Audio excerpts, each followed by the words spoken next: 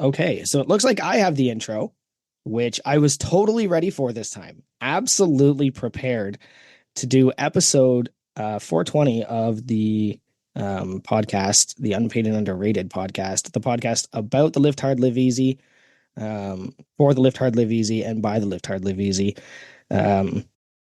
So, crew, I'm being joined. I'm going to allow you guys to all identify yourselves, introduce yourselves.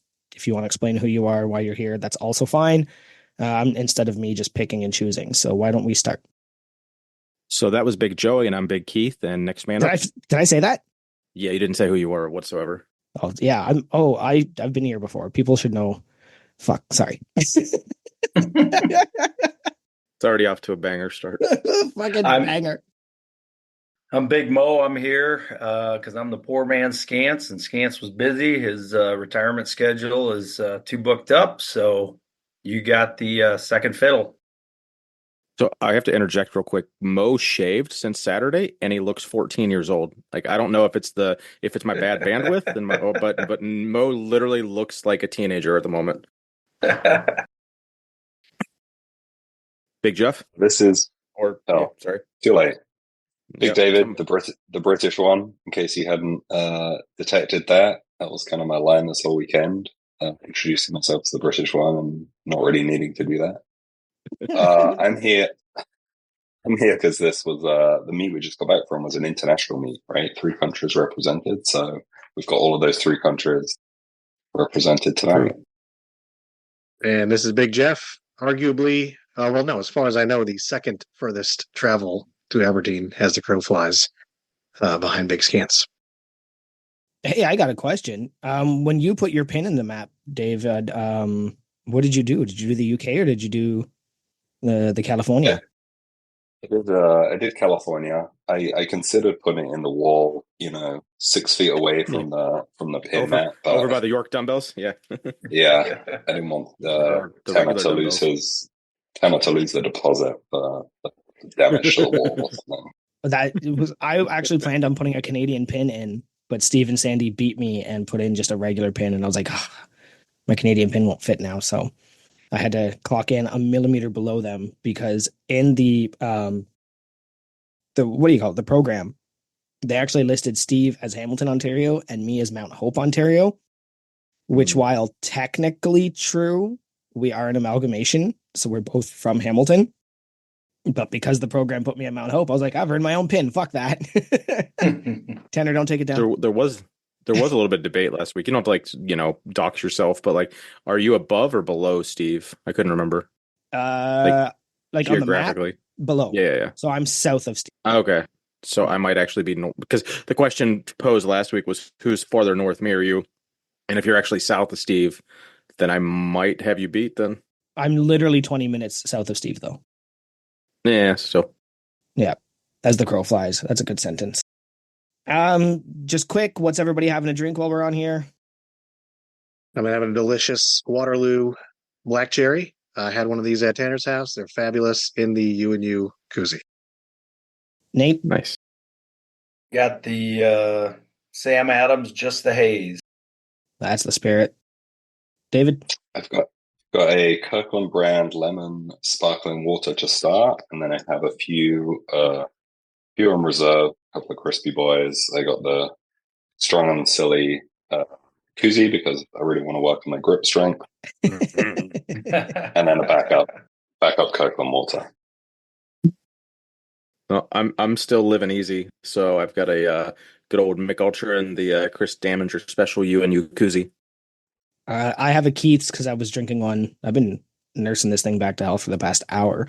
But I think Morgan has a thing where she puts coolers together for me. So I actually don't know what's in there, but I think there's a specialty water that we were out at. Probably. We were out at a farmer's market and she was like, I'm going to put this in your cooler. And okay. Okay. Yeah. Speaking of still living easy, the come down is hard. Anybody else feel that? I wish I could say I've stopped partying, but at least 3 of the nights that I've been back, 2 of those nights, I'm still living a little too easy. I'm waking up and going, oh, still, dude? But you're still on vacation though, aren't you? Oh yeah, until like the 4th. I'm not doing no work. I actually had to go to work today to shop, and I was just walked by. Actually, I wore my medal, and I just walked around like Waynesboro, just putting my medal up to all the employees. And they're like, I got gold, I got gold. But then they were like, "Oh, can we? I just want to ask you a question." I'm like, "Nah, no." all questions are directed towards the guys employed right now. I'm on vacation. We're not doing that. Yes, So yeah, sir. yeah, I do appreciate my team for really giving me the. Like they actually didn't talk to me about work at all. Just the one guy was like, "Oh, somebody called in. You have to fix their schedule." I was like, "Okay." So I just need to like. I appreciate them. What's the word? Like recognizing my personal space. That's fucking awesome. What are you wearing? I've I got think my. I had said, Oh, go ahead.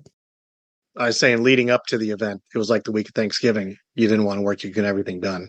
But Mhm. now it's like the days after Christmas, everybody's posting their recaps and all the comments, everything, and you just want to keep going back and seeing what's next. So Yeah. not easy to get back to the grind.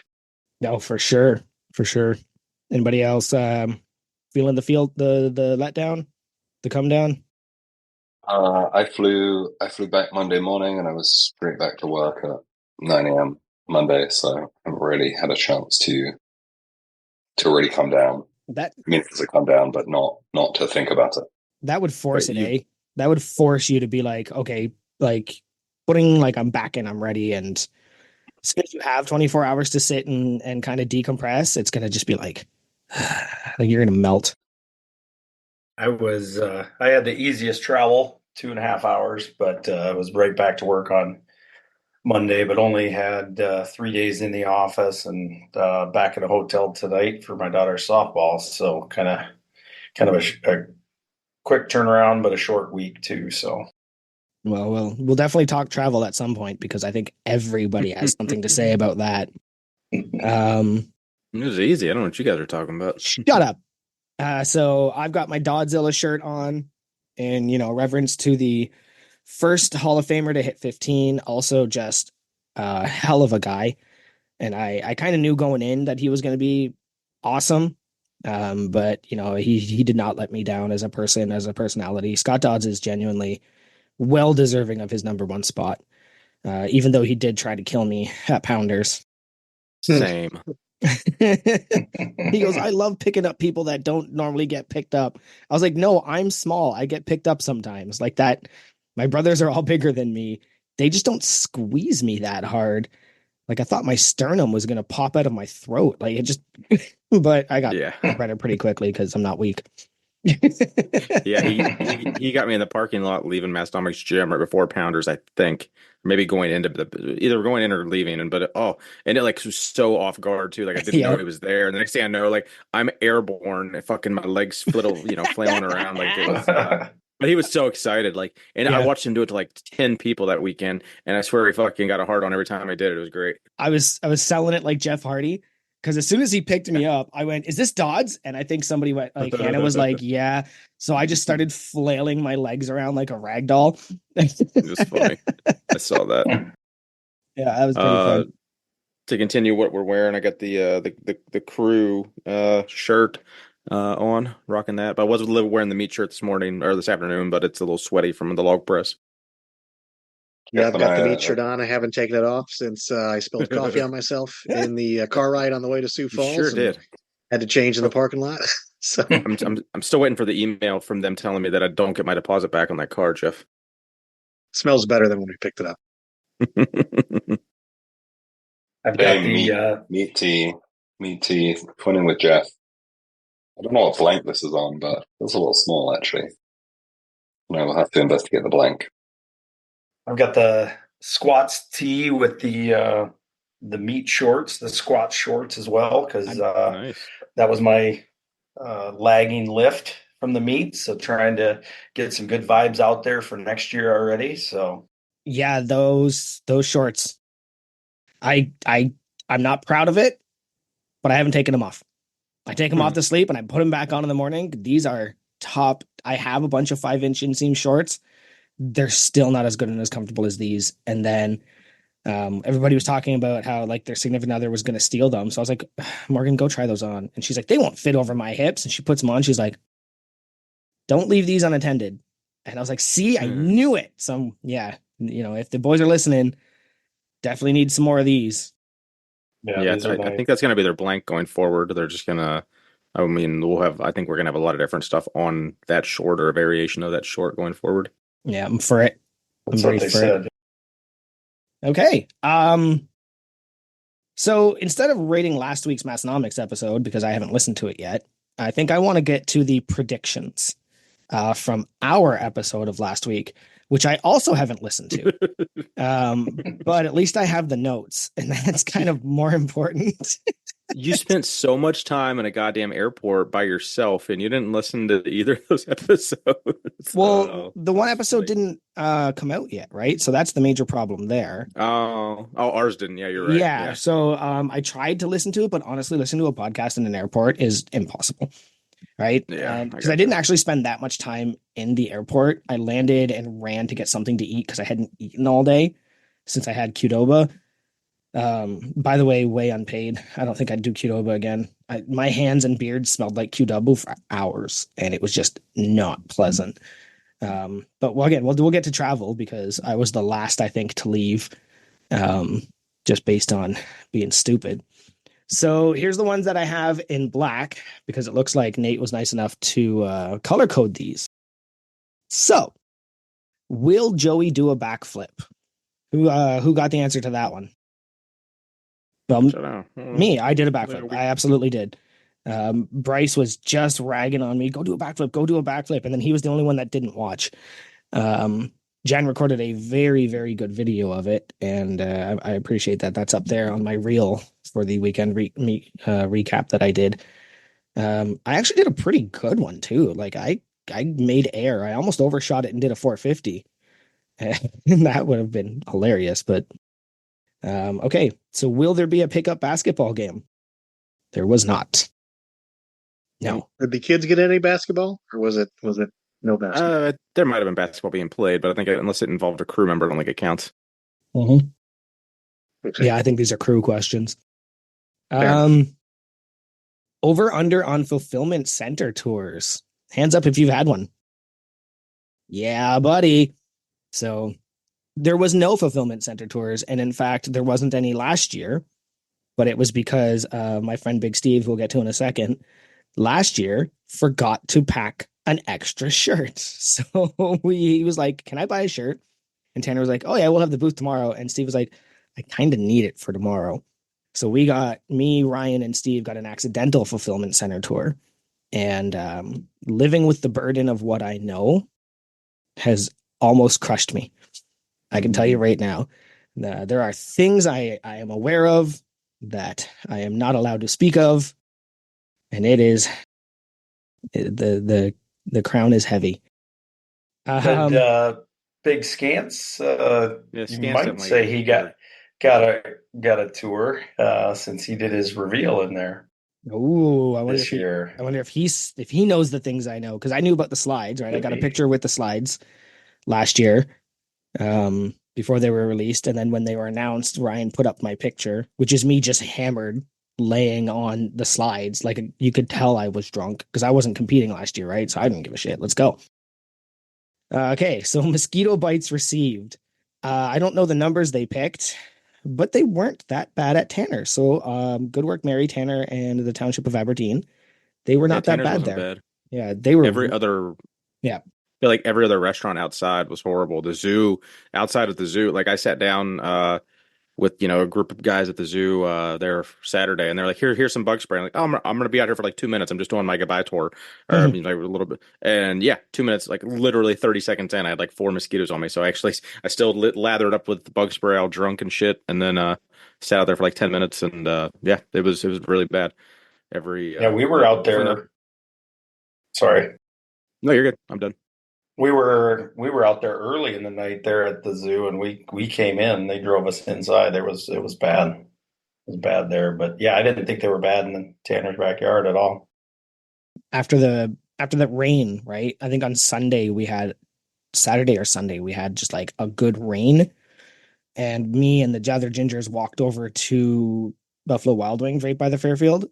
We got just demolished as soon as we stepped on any grass. We were covered and mosquitoes and flies. But I'm a pretty hairy person, and mosquitoes don't like hairy people because they can't get through your hair. So I didn't get bit that much, but Ryan, Big Ryan, Jacked and Ginger, he was eaten alive. Is that when I saw you guys when I was streaking across the street? No, that was hardly knew that. That was the no, because that was Thursday, right? I wasn't there Thursday. I don't know. Okay, then it was Friday. No, that was Friday. Yeah, that was Friday. Yep, that was Friday. No, that we were on that was our first trip. I think all in all, me and Matt made about 6 trips to Buffalo Wild Wings because it's the closest thing with like consistent food. We're not going to go to that weird Mexican place. Matt could show up to Buffalo Wild Wings, but not here, huh? Yeah, well, they got wings and booze. We don't. I got some fucking booze. That's true. The next one was shots of Fireball taken by Lou, and you fucks gaslit me into telling me that he wasn't coming and made me feel stupid. And I definitely got it confused with the Arnold. That was I was way off. So sure he said he was coming but not competing, and then you guys were like, he's not even going to be there, and I was like, what? I did 3, I think. Damn. And 1 Jaeger, which I have a video of. Scott Dodds took the video. But it was actually Braden, the Meat and Muscles, that brought an entire cooler of Busch Light, and he must have had 50 of those Fireball. Shoot. He was I was there, I think, when you took the Jaeger, and Braden, he was so surprised. He's like, Jaeger? What? I don't drink Jaeger, I drink Fireball. Buddy, there's no difference. There's just blank. This is the same blank. Yeah.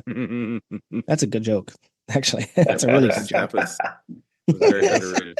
I like it. So I think shots of Fireball taken by Lou had to have been 10 to 15. I don't think I saw Lou sober. I mean, I didn't see Lou till like late morning, but I think Lou was very living easy the whole time I saw him. I talked to him briefly at the zoo in the bathroom, and he was pretty tuned up by it. It was like right when we got there. I think the prediction ended up changing because they didn't think he was going to be there, so it was just fireball shots in general. Yeah, was it just fireball shots in general? Yeah, so. Yeah, we're adjacent to all these. It's close enough. Well, also B-dubs, they're well, I know we'll talk about travel at some point, but their featured shot was Fireball. It was cheaper than all the other shots. So at some point I was just like, fine, I'll buy around. Fuck it, let's go. Like it was definitely a Fireball heavy weekend in Aberdeen. Anybody else want to talk about Fireball or moving on? Moving on up. Moving on. Times Grant says okay. I didn't hear too many, honestly. It definitely was less than what he benched in kilos or pounds, I feel. I think we even opened it up to the amount of times anyone says okay. I might be said it just I don't even know if I said it at all. Oh, I said it so many. It was so much fun. I heard it quite a few times, but yeah. I came but I was also in his group, kind of. Yeah. There we go. Yep, there's the OK podcast. I came back from the bathroom. Those are our cousins. Yeah, our cousin podcast. And I just see him filming, I think, with I wish I could remember who that was. Connor? No, he was filming with 2 of us, 2 of the crew members that were hanging out with us. I think it was George. No, it was C Poppy, George. Yeah. C Poppy, George, and I want to say Derek, and if I'm wrong, I'm sorry. And I just see Grant filming, and I come walking up, and then he puts his camera in my face, and I just freeze and go, okay. But apparently that's what they were doing. So I kind of just like walked in and was like, I'm just going to do okay and hope it goes well. But yes, that is what they were doing.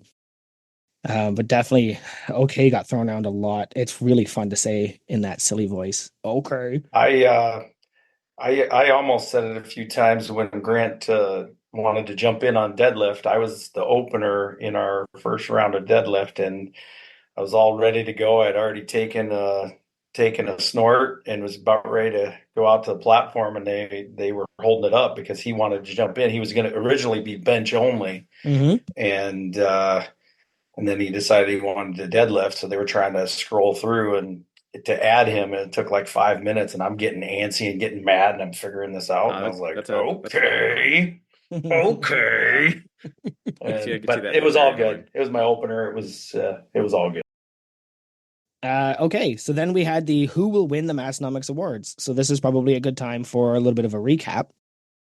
So most injured, I didn't actually catch who that went to. Big Quinn. Yeah. Big Yeah, Quinn? coming off like multiple hip surgeries or knee replacements or something. Yeah. I think hip replacement. Yeah, I think it was double hip replacement a couple years ago. Yeah, I was coming back again from the washroom, and that's actually how I got my award. I was in the bathroom talking to somebody, and I just heard Big Joey, and I was like, uh-oh. And I came fucking barreling across the OD Ice Arena, and I went to go shake his hand, and he made me do the, he's like, too sweet. And I was like, yeah, too sweet, brother. Okay, Silliest Goose went to Jacked and Ginger. Yeah, buddy. Yeah, one of the Gingers. We were going to take something. Strongest Couple got robbed. I do think it should have been me and Keith. For sure. Yep, but that's okay. I understand nepotism is frowned upon, so the sister podcast can't win things. I mean, yeah, that's true. But it definitely went to like some non-crew gym members. So that was gym members. Yeah, that's kind of nepotism too. I think everyone was like, who? Number one in our hearts. Yep, maybe they'll come in and start listening now because they won that award. Brian's choice went to Big Jess Sesney, who we will be getting on this podcast at some point. She's in the backlog. Just want to, no, I added her. Check the dates, buddy. I added like 15 names. Then you're responsible for sending me the links. Okay. That was too perfect. She's such a big Taylor Swift fan. That was too perfect of an award. She changed her handle to the Brian's version. Yeah. And I was like, that's so funny. She was a great help. Tons of fun. Kept her sense of humor. Didn't stress under anything. Had spreadsheets to rival even Keith. So yeah, it was definitely think Jess deserved that for whatever. Sorry, Jess. Jess. I think I called her Jen at some point in the meet, and then like I turned around and was like, "That's not Jen. What the fuck?" So if you're listening, Jess, I'm sorry. I did feel stupid immediately, but wasn't going to interrupt you to tell you that. And best package, who did that end up going to? Seth, I think. Yes. Yep. From Strongman. Jake's little brother. Strongman. Jake's little yeah. Who finally joined crew after the meet. Yep. Yeah. Like almost immediately after. Yep. It's his prize for winning. I'm in the group. Here's a $3 bill a month. A free year membership. Here's a $3 bill a month. Good work. Oh, so I have a question about the most injured award for the group. Controversial topic, but is the Ryan curse broken? Yeah, I didn't get hurt. Ooh. I didn't get hurt. More importantly. Yeah, he didn't either. He completed a bench press start to finish. Did he reverse grip bench too? It looked like I'm pretty sure he did. Reverse grip. Yeah, and I was like, damn. Oh, I didn't see him lift. I didn't realize that. He ended up actually the next day deadlifting more than his third attempt. Yes, I was there at the gym when he was doing that. I couldn't believe it. I couldn't believe it. I probably hang out with that dude more than most of us because he does work up here, so we just sometimes meet up when he's up here. And yeah, that man has slept on his strength. He is a very strong and capable lifter, and he just like hid it from us. Like he just slid in and was like, just I'm just gonna throw your opener up, right? And you're just like, what? So Nathan's secret strongman project turned out to be the app. I don't know if any of you guys caught that entire app that they used where they were counting reps and announcing names. I don't do a lot of strongman, but from what I understand, that's new. Nobody's ever seen that or done that before. Could work. I've never seen that. I've never seen that at like pro shows, right? It was at Giants Live in London the week before Lift Hard, Live Easy. They don't have something like that. They have, an LCD display on the floor. Yeah, this was cool. That's the first strongman show I've ever been to, so I just kind of assumed it was that way. And then listening, fucking all downhill from now, Nate. Yeah, yeah. Just listening to that on the podcast, then to hearing about that he made that's pretty sweet. Yeah, he snuck in the unpaid and underrated logo. He snuck in the Keith's head. He had the Massnomics logo in there, and like it was one of those things I took for granted while I was there. and then heard about it later. And I was like, no, that's not normal. Why isn't it? So, it looks like just more work for people putting on the show. Like not everyone has like as many volunteers. Most like local strongman shows have like barely enough people to kind of get the bar loaded, and that's about it. Well, then hopefully this app cuts down on some of that work because all you're doing is literally sitting there counting reps. But it does sound like it was a huge success. So congrats on technically a guy, Big Nate, and hopefully that goes a bit global. I look forward to hearing you sell that to Brian Shaw. Will Grant hit a 380 bench. Did anybody get that? He missed his I know he missed his third because I think whatever weight he hit, it was like I don't know if he hit 380 or not, but he definitely jumped the commands on his third bench. So he like physically pressed it but jumped his commands. I don't know if it was 360 or 380 or whatever, but definitely red lights across the board for not listening to the commands. Yeah, that's the commands always get you. There's a lot of guys got a taste of powerlifting and oh shit, I gotta wait for all these commands or this bar's heavier than it is at home kind of thing. Yep. I got my third bench and was just excited, and that would have been a meet PR, and just forgot to wait for the rack command. So yeah, it happens. Play by the rules. And I let you borrow my fucking wrist straps, and that's what you do with them, Mo. You miss your deadlift on technicalities. Hey, I got excited. I had a PR there, and the best part, I'm going to tell you I'm old without being old, or without telling you I'm old. Is I knew I had my wrist wraps, and I was going to give you a shout out. Thanks for letting me use those. I looked all the way through my bag and whatever. I forgot to pack them. I was like, what in the world? And after the meet, where were they?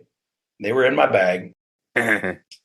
Rookie move. I was nervous and couldn't find my wraps. So you're good, brother. That's why it's always nice to know 80% of the people competing because you can always borrow some shit.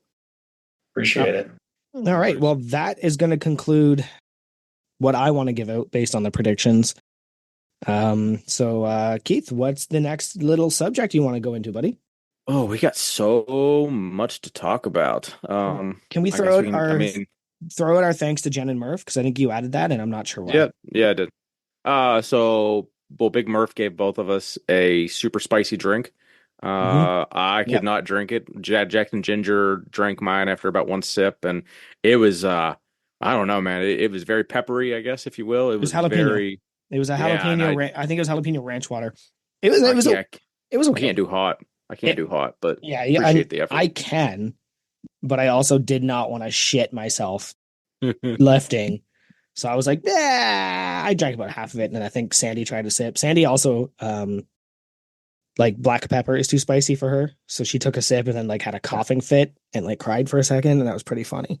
Because we're like, don't, and she's like, what? I can handle it, and no, she couldn't. But it was a good drink, so thanks, Murph, for that. So Murph gave us that, and then I got Big Jen get me a nice little care package with some beef jerky, I think, and a Cliff Bar and a orange pre. I can't remember if it was pre or probiotic, but one of those, a sparkling water. And she's like, "Here, this is for the podcast." And I'm like, I don't have a checked bag, and so I'm gonna have to drink this tonight. So I think I smashed that before we went out to the to dinner after the meet, and it was piping hot. I could tell it must have been in our car all day or something because it was about 97 degrees. I appreciate you. Ladies. I didn't get mine from Jen. She actually messaged me and said, "Sorry, I didn't get that to you. Looks like you'll have to get it in the mail." Mm-hmm. So I don't mind getting stuff in the mail. It's always fun. Nice little dopamine hit when a package shows up and you don't know what's in it. That'll be fun in 3 months when it shows up. Yeah. But once Carol Street gets hold of it. Mm-hmm. So I guess we can just kind of go in chronological order to some extent and then just kind of let the conversation flow. But as far as travel getting in, I had a decent time. No issues, really. Met up with Big. Me and Chris flew out. We ended up meeting Jeff in Chicago and then getting into Sioux Falls and then driving down. One thing of note, on the drive down, I was actually getting some shit about this from my co-riders there. The signs in South Dakota, that is, they're so fucking low. Like your road signs, like the side of the road, like billboard signs saying like next exit this is the town. Like the posts they're sitting on are like at least 50% shorter than what I'm used to in upstate New York, Tommy. But it's just weird. It just blew me away. And I made like multiple comments on it to the point that like Jeff and Chris were kind of roasting me, like, pretty early into the trip, but it blew me away. It's like, it didn't make sense. Like, why are these, like, it almost was harder. It was harder to see them. Even when I was driving, I caught myself like kind of having to like almost look down or look over look over and then down from the steering wheel. It was very strange, and I don't understand it. So I don't know. As Mo, someone living there, is that anything that you notice when you go to other states of like, huh, these fucking signs are really high? Because your guys' signs are really fucking low. I can't say I remember that, but I've never been to New York, upstate, downstate, or east or west. But are you talking like, do you have them like over the road on a? I mean, in ours are on the yes. side, and I guess I think no, they're just the normal, ones on the side. but... They're just like the ones that are on the side. Mine would just be like, instead of it being at like 6 foot of post, they're like at like 8 to 10, 12 foot of post. It was just, I don't know. It's completely irrelevant, but I just thought it was funny because it was like every single one, and I'm like, I don't understand. I really don't understand. But that was the first time really driving through South Dakota, because last time we just flew into Aberdeen. I didn't really see anything of Sioux Falls or that journey between. But just so fucking flat. Like, there was at one point we were looking at the windmills, and I'm like, I don't know if those are 500 yards away or 4 miles away, because I could see that far. And I had no perception of how far away that is, which is really weird. Because like I'm surrounded, like up here, there's woods everywhere on the side of the road, so you can't really see very far. And if you can, it's like it ends up like you see until there's a mountain, and then you just see the mountain. So it's very strange to just be able to like see until you can't see anymore. That's how we get that Dakota breeze. Yeah, that makes sense. That was good breeze. Speaking of breeze, it was fucking hot in the OD Ice Arena. Yeah. Jeez, no shit. Like, I almost wanted to make a meme where it's like, they thank you for saving my life, and then it's just my neck fan. Because like, when that thing died about halfway through Strongman, I really realized how much it was doing. And that's when I was just like, oh yeah, that thing was really making the difference here. At least the rain hit at that point, and the temperature dropped a little bit. I don't think if that rain didn't come in about a quarter of the way through Strongman, I might have fucking died, man. I was hurting. I was hurting so bad. It was so hot. We were so sweaty. It was such a long day. So, it was bad. So to me, I didn't compete last year. So I didn't think it was that bad, because we had some really hot and humid days before that. So I didn't compete last year, and I was sitting by the fan. So I don't know, I guess, Keith, you competed both. Which was worse, this year or last year? Last year was like RP 9.5. This year was like RP like 8.9. It wasn't it wasn't much less. Yeah. But it was just a sea hair less hot. I definitely thought I feel like it was like twice as long as a day, though. I competed this year and didn't compete last year, and I think last year was more uncomfortable. Yeah. Because I think they also quadrupled the fans. I think we went from having one fan to having like 4 or 5, right? I think that made a huge difference too. Yeah, Plus, I think you're right. Yeah. Neck fan made a huge difference. David, you've been pretty quiet. How was your sweltering heat? Yeah. Yeah.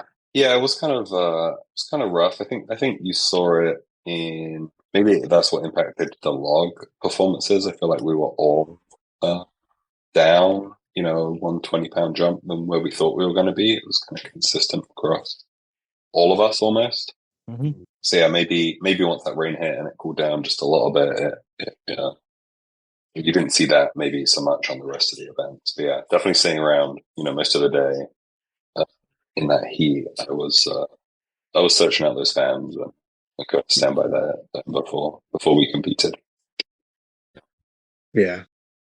It's funny. I mean, it's hot for sure. And I know I give everybody shit about complaining about the heat, and I will continue to do so. But it was definitely hotter than I thought it'd be.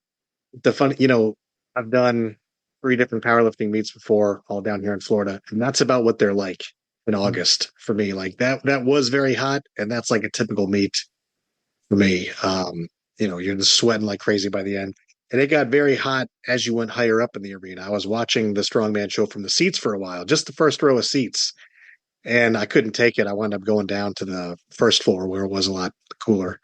So I don't know. I don't know what the airflow is like in there, if they just don't have any AC or the place is too big to cool or what. The hockey arena, how do they not have AC? That's what I'm saying. Isn't that place, 65 degrees during a... They just fill the floor with water and like build the rink, and then I'm sure it's just a floor chiller. It's not like a forced air HVAC system like has anything to do with keeping the ice. I wouldn't imagine. It's all got to be like some internal, either in the floor or I don't know, like something that just only keeps the ice, not really the building. I think It's just a guess. I think that every crew is going to have to increase their membership to the lift shorts level if they're going to pay to cool that down next year. I think it's actually pretty hot right now too. When Morgan came in, it's because I texted her and I was like, "Can you please turn the air up?" Like I'm sweltering right now in the Dilf Dungeon studios. Travel delays. Let's keep it short because we all had them. Well, a couple of us had them. I'll start. Every flight was delayed. I think the flight in was actually way more inconvenient because I left my house at 3:30 in the morning and was supposed to land by 8 p.m. and I don't think I landed until like 10 or something, like 9 or something like that. Every flight was delayed, and it turned out that I ended up just living in MSP airport for 8 hours because the flight from Toronto to MSP is 2 hours. So we landed at something like 8:30, and then it just kept getting delayed and delayed and delayed. And at some point I was searching out a cot because I was just so bloody tired. And then the flight out of Aberdeen got delayed an hour and a half. And I was already telling Nate that the kid behind the counter, great kid, nice kid, nothing against him. So like if it sounds like I'm ragging on him, I'm not. And he's like, I see him making an announcement, and I walk up and I was like, I assume that was about me. And he's like, what's your name? And I tell him, he's like, yeah, you're going to miss your connecting flight. And then I was like, then get me on the next one. And he's like, the next one is 8 p.m. tomorrow, the same flight out of MSP. And I was like, then get me on another airline. And he said, all the other airlines are protecting their seats from Delta because only Delta is having this many issues. And then I said, well, then who's going to pay for the hotel? And he said, because their weather delays, nobody will pay for your hotel. And I said, well, then how aren't other airlines experiencing delays if it's weather and it's only you? And then I said, you know what do I do? And he says, you can cancel your flight out of MSP to Toronto and rebook on Air Canada at 8 tomorrow morning. And I went, you know what? You guys have been delayed all day. I'm going to gamble and bet you're going to delay the flight to Toronto. Sure enough, 2 hours in the back at MSP. All the restaurants close at 10 and I landed at like 9:30. So I think I ended up getting like a little bit of food at Buffalo Wild Wings in the fucking airport. Because like I said in the Discord, I've got stock in Buffalo Wild Wings at this rate. So I had a beer there and some deep fried cheese curds, and then ran to my flight to find it was delayed. Ran into my first airport Karen. That was pretty fun. This woman was losing her mind at the young lady behind the counter over a wheelchair. I kind of stood up and I was about to intervene, and then Morgan was kind of like, "You should just walk away." Because like if you watch more, you're gonna say something to this lady, so you should just leave. And I was like, "Yep, that's very fair. I should just go to the bathroom or something." But nope. I ended up landing. I think I finally got home at 3:30 in the morning, so it was officially exactly 5 days. Left my house at 3:30 in the morning. 5 days later, arrived at 3:30 in the morning. So that was a long trip. The hardest part, I think, was I booked the afternoon flight out of Aberdeen, and everybody else booked the 5 a.m. flight. Interestingly, I still think I landed before some of them. I think I got home before some of those folks. But killing time in Aberdeen, oh, that was rough. Because I don't want to get drunk because I got to drive home. I don't want to like sit at the hotel lobby in the air conditioning like an idiot. They would not extend my checkout time. And we can go over that version of the terrible service I received at the Fairfield, but we don't have to. But yeah, so I just like walked to Qdoba and I went and visited Brock the Rock, and it's like I should have just saw a movie or something. Like if I knew gas station casinos.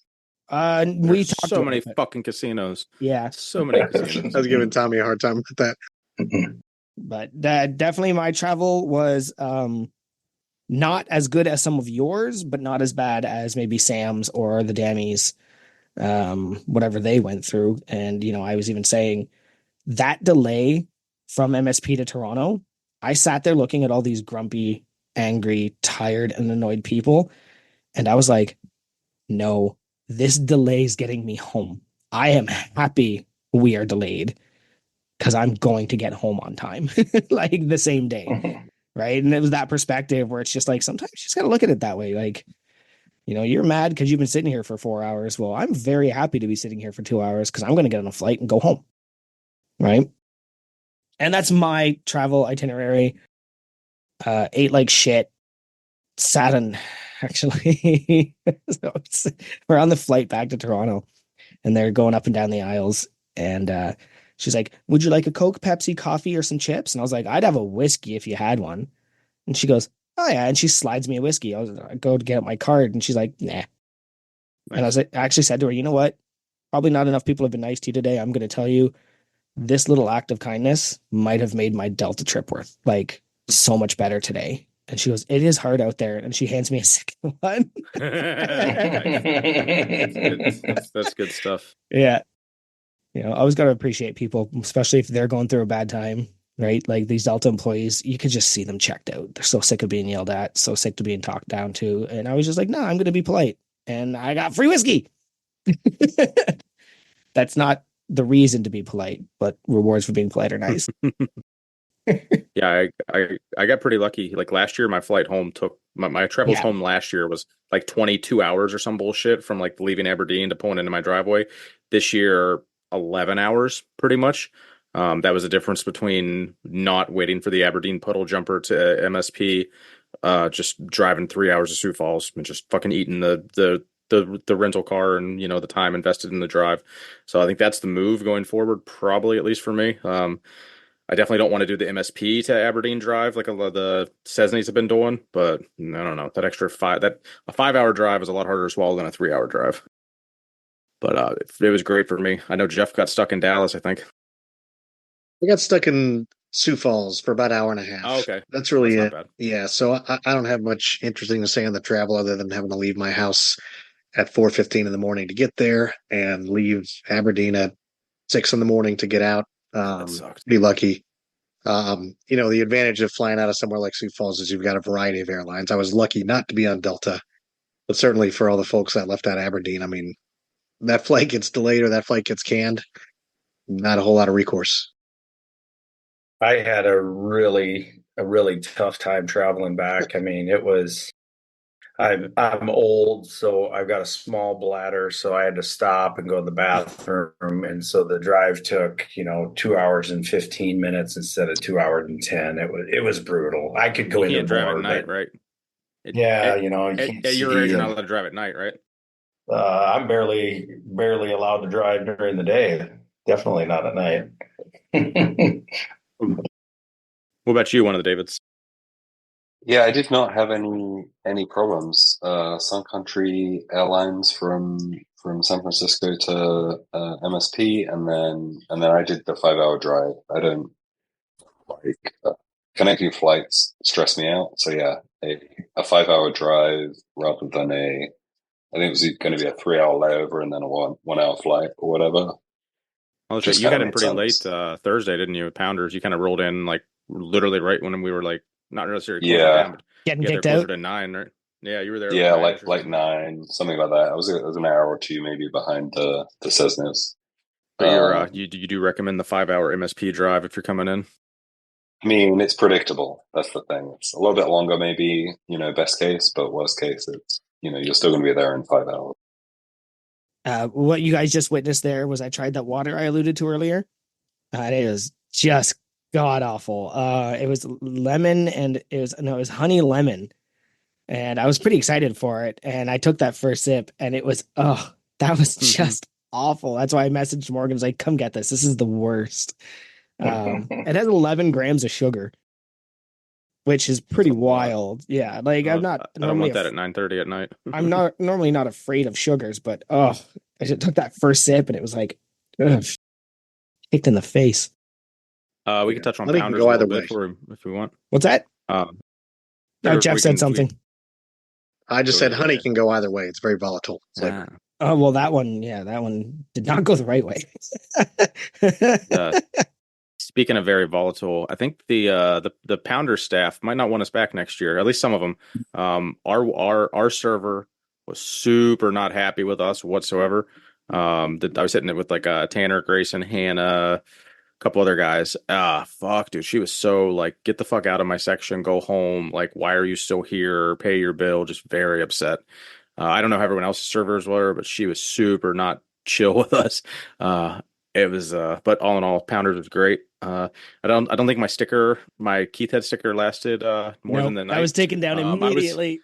I was gonna unpaid, so I didn't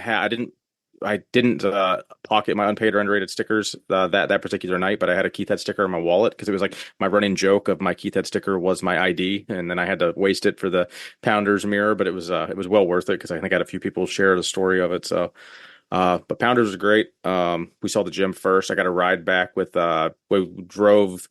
I rode with Tanner and Mary's truck from the gym over to Pounders. That was pretty cool. That was a very fun ride, like very old vehicle, but it was pretty cool to ride in that. And I think Dodd's got a sick picture of us in the back, and it's already been made into a couple memes. Pounders was okay. Avery was as patient as she could be. I kind of can't believe that because I think Tanner told them we were coming. I think Tanner said, like, by the way, like there's 100 of us. We are coming on Thursday night. We will be trickling in between 7 and 9. And we are all gonna eat, all gonna drink, we're gonna have fun. And I think that there's a weird thing that I noticed in Aberdeen. I didn't experience it anywhere else on my flights or travels, is they just want you out of there. Right. So at some point they came up and they're like, you got to pay up. And I was like, yeah, no problem, man. Like if I have another one, I'll just get it directly from the bartender, cut your staff. I understand staffing is expensive and all that. But like, I think I want to say the Friday, I was like, not going to do anything. I said, I'm just not doing anything today until Tanner's. And then I get a message. It's like, oh, we're at B-Dubs. And I was like, okay, I'll come over to B-Dubs. And I come in and I sit down and Matt, Ryan, Derek, maybe Brad, like everybody was already there. As soon as I sit down, she gives them all their bills. And at first, I think it was Dammy, Chris was like, oh, she must be leaving for the day. She just wants us to cash out under her. No, that was not the thing. So finally he goes, hey, I want another drink. And she's like, oh, okay, I'll go reprint your bill. So she gives him his drink and reprints the bill. And she kept doing that to everybody at the table. And I was just like, what? Yeah, like that is so, no, like your job is to sell more so that we tip you more because tipping is a percentage. So if you sell me another beer, you will make a higher tip. You should come up and say, hey, would you like another one? Not here's Bill, get out. And it's not like we were loud or rowdy. They weren't even busy. It was, so I think that like what you experienced at Pounders where we kind of felt like you were being rushed out. I think that's just kind of standard there is the like, just get them their bill and leave. Like maybe people are impatient and they're not used to people like us that are like, no, we're going to drink 5 beers and 3 shots and have a pound of wings.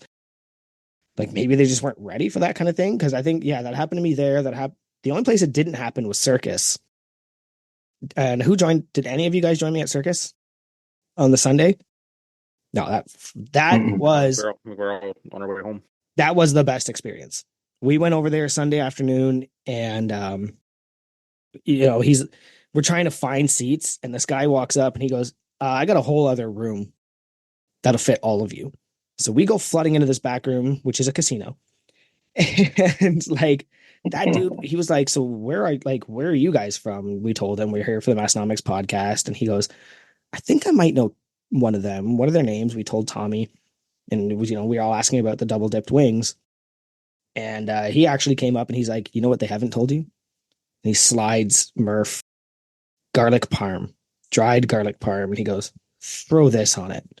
You'll see. And sure enough, she was like, this is the best. So we found the hack for Circus double dip wings, which is ask for the dried garlic parm to go on top. And that service was incredible. He was bringing us pitchers and drinks and pitchers of water. And yes, like that was the exact opposite of everything else. The morning breakfast at Millstone, right? Yep. She was great. That was top tier. Yes, she was awesome. Yeah. She was good. She was on her game. Yeah. I think she pretty much waited on like majority of us too. And there was, I think I counted at one point, there was 30 some of us. Yeah. To get back to Pounders a little bit there. So David, when you got there at 9 o'clock, it was probably like there was at least 30 of us there. So how was that walking in from only ever meeting in person a couple crew out in California at like strongman shows, I think maybe, and then walking into just 30 fucking crew members where you probably recognized at least 20 of them by face and then knew the other 20 were probably still crew just by their shirts. How was give me a rundown on that. It is. I think 30 is underselling it. It is strange walking into a room where you know everyone, but you've never met them before, right? Like, yep. I basically recognized everyone. You know, there are a couple of people who either their face isn't their avatar, or I haven't seen a lot of posts by them or something.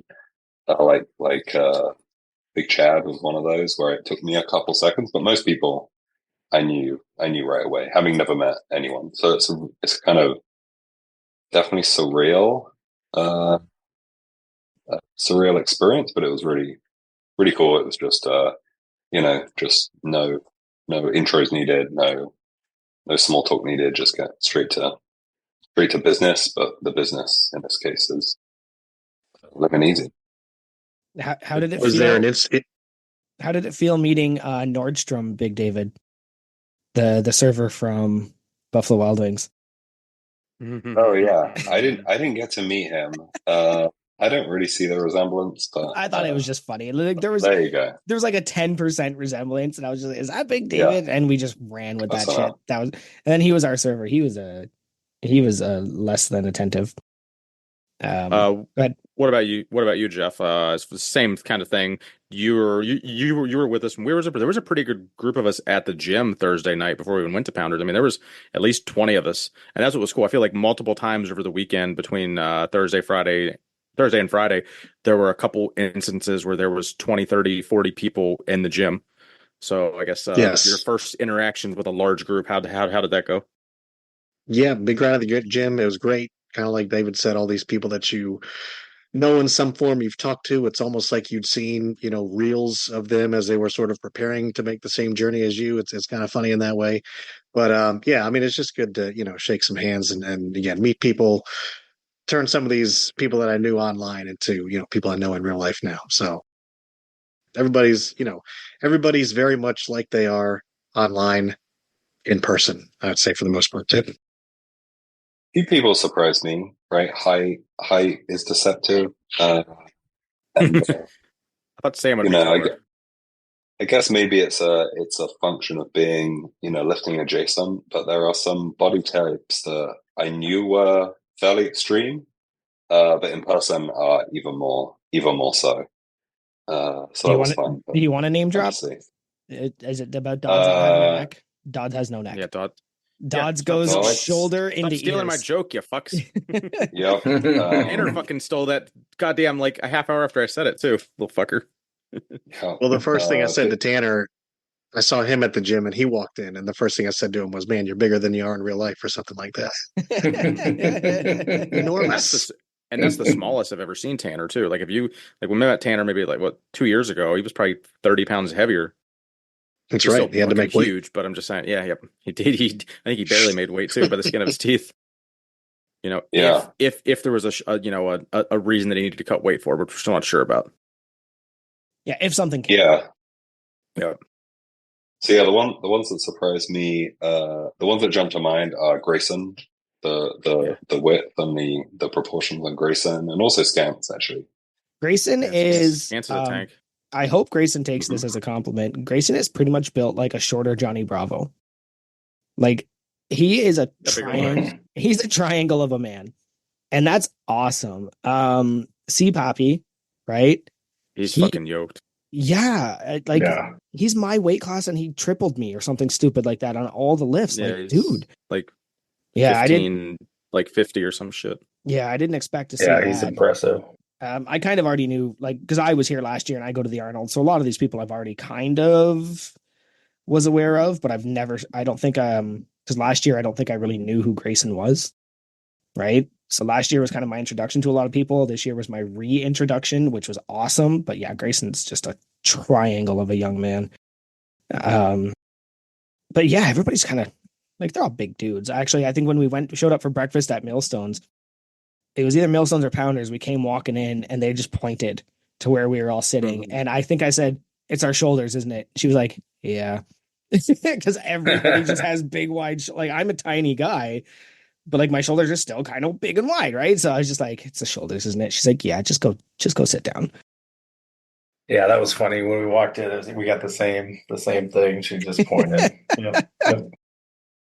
For me, I kind of had seen everybody too, but I didn't get to meet Big Chad until I felt bad on Sunday. I didn't realize it was him, and then at the gym, introduced himself, and I had seen him, but I didn't realize it was him Yeah, there. But a lot of misconnections. There's a lot of people I wish I talked to more. Some people I hung out with a yeah, lot more than I planned to, which I had no complaints. Me and the Gingers and Matt shared a car for most of the trip. I love Steve and Sandy, but I see them every couple of weeks. So I was like, we're roommates together, we live together, but like I'm gonna spend most of my time seeing the people I only get to see once or twice a year. And yeah, definitely some misconnections on there.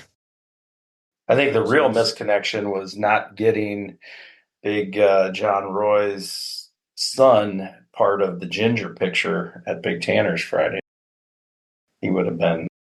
His son's like 4 months old, and he's Oh huge. God, it looks just And fucking like him too. he Like does, it except he's a like ginger. I think I even DM'd him about it. It was like there's no way, like there's no question if that's your kid or not because the fucking face is just identical to what he looks like. But Yeah. we can just kind of keep going in chronological. So anyone just hop in with your first experience walking into the OD Friday, if it was your first experience, the booth, seeing the meat set up, seeing even more people because that was more overwhelming than Pounders just because that's when it like there was probably double the amount of people, but maybe only half or three-quarter recruits. You kind of had to filter between who's just locals weighing in for the meet and who's actually the people you want to talk to. But anyone just jump in on your weigh in / Friday morning activities. Jeff, I'll what you got? chime in on the I'll chime in on the OD. And I'm not a big like in the moment emotional, kind of person. It was definitely cool. It was definitely a great venue. And two things I'll say about it, which are probably more Saturday related. It's awesome to have that much room to warm up in and spread out in. I've been in some of these meets that are in like a, you know, suite, storefront, and it's just tiny. There's no room for anything. So that's awesome. And I will say, when I walked into the Odie on Saturday, is when the butterflies kind of hit. Everything was pretty much business as usual. You open the door to that big arena, everything's set up, all the racks and all the equipment that Mini Action Jesus had for the streaming and everything. And that's when he was kind of like, oh man, this is the real deal. Put up or shut up. All right, great. Yeah, so Go ahead. yeah, Friday, walking Friday, getting weighed, seeing Big Jake again. Yeah, seeing a few people, but yeah, definitely there were definitely more non-crew Friday and then obviously into Saturday too. So still cool though. Well, on Yeah, it was a weigh-ins, good I setup. on weigh-ins, I went in early for weigh-ins. I made weight by a couple kilograms, which is nice because sometimes I worry because I always come in I enter at 75, but I hover just like at 74. So I was like, nope, I'm gonna do the thing where, you know, don't eat, have a couple drinks, and then drink a ton of water to get it out of me. So I cut and I made it.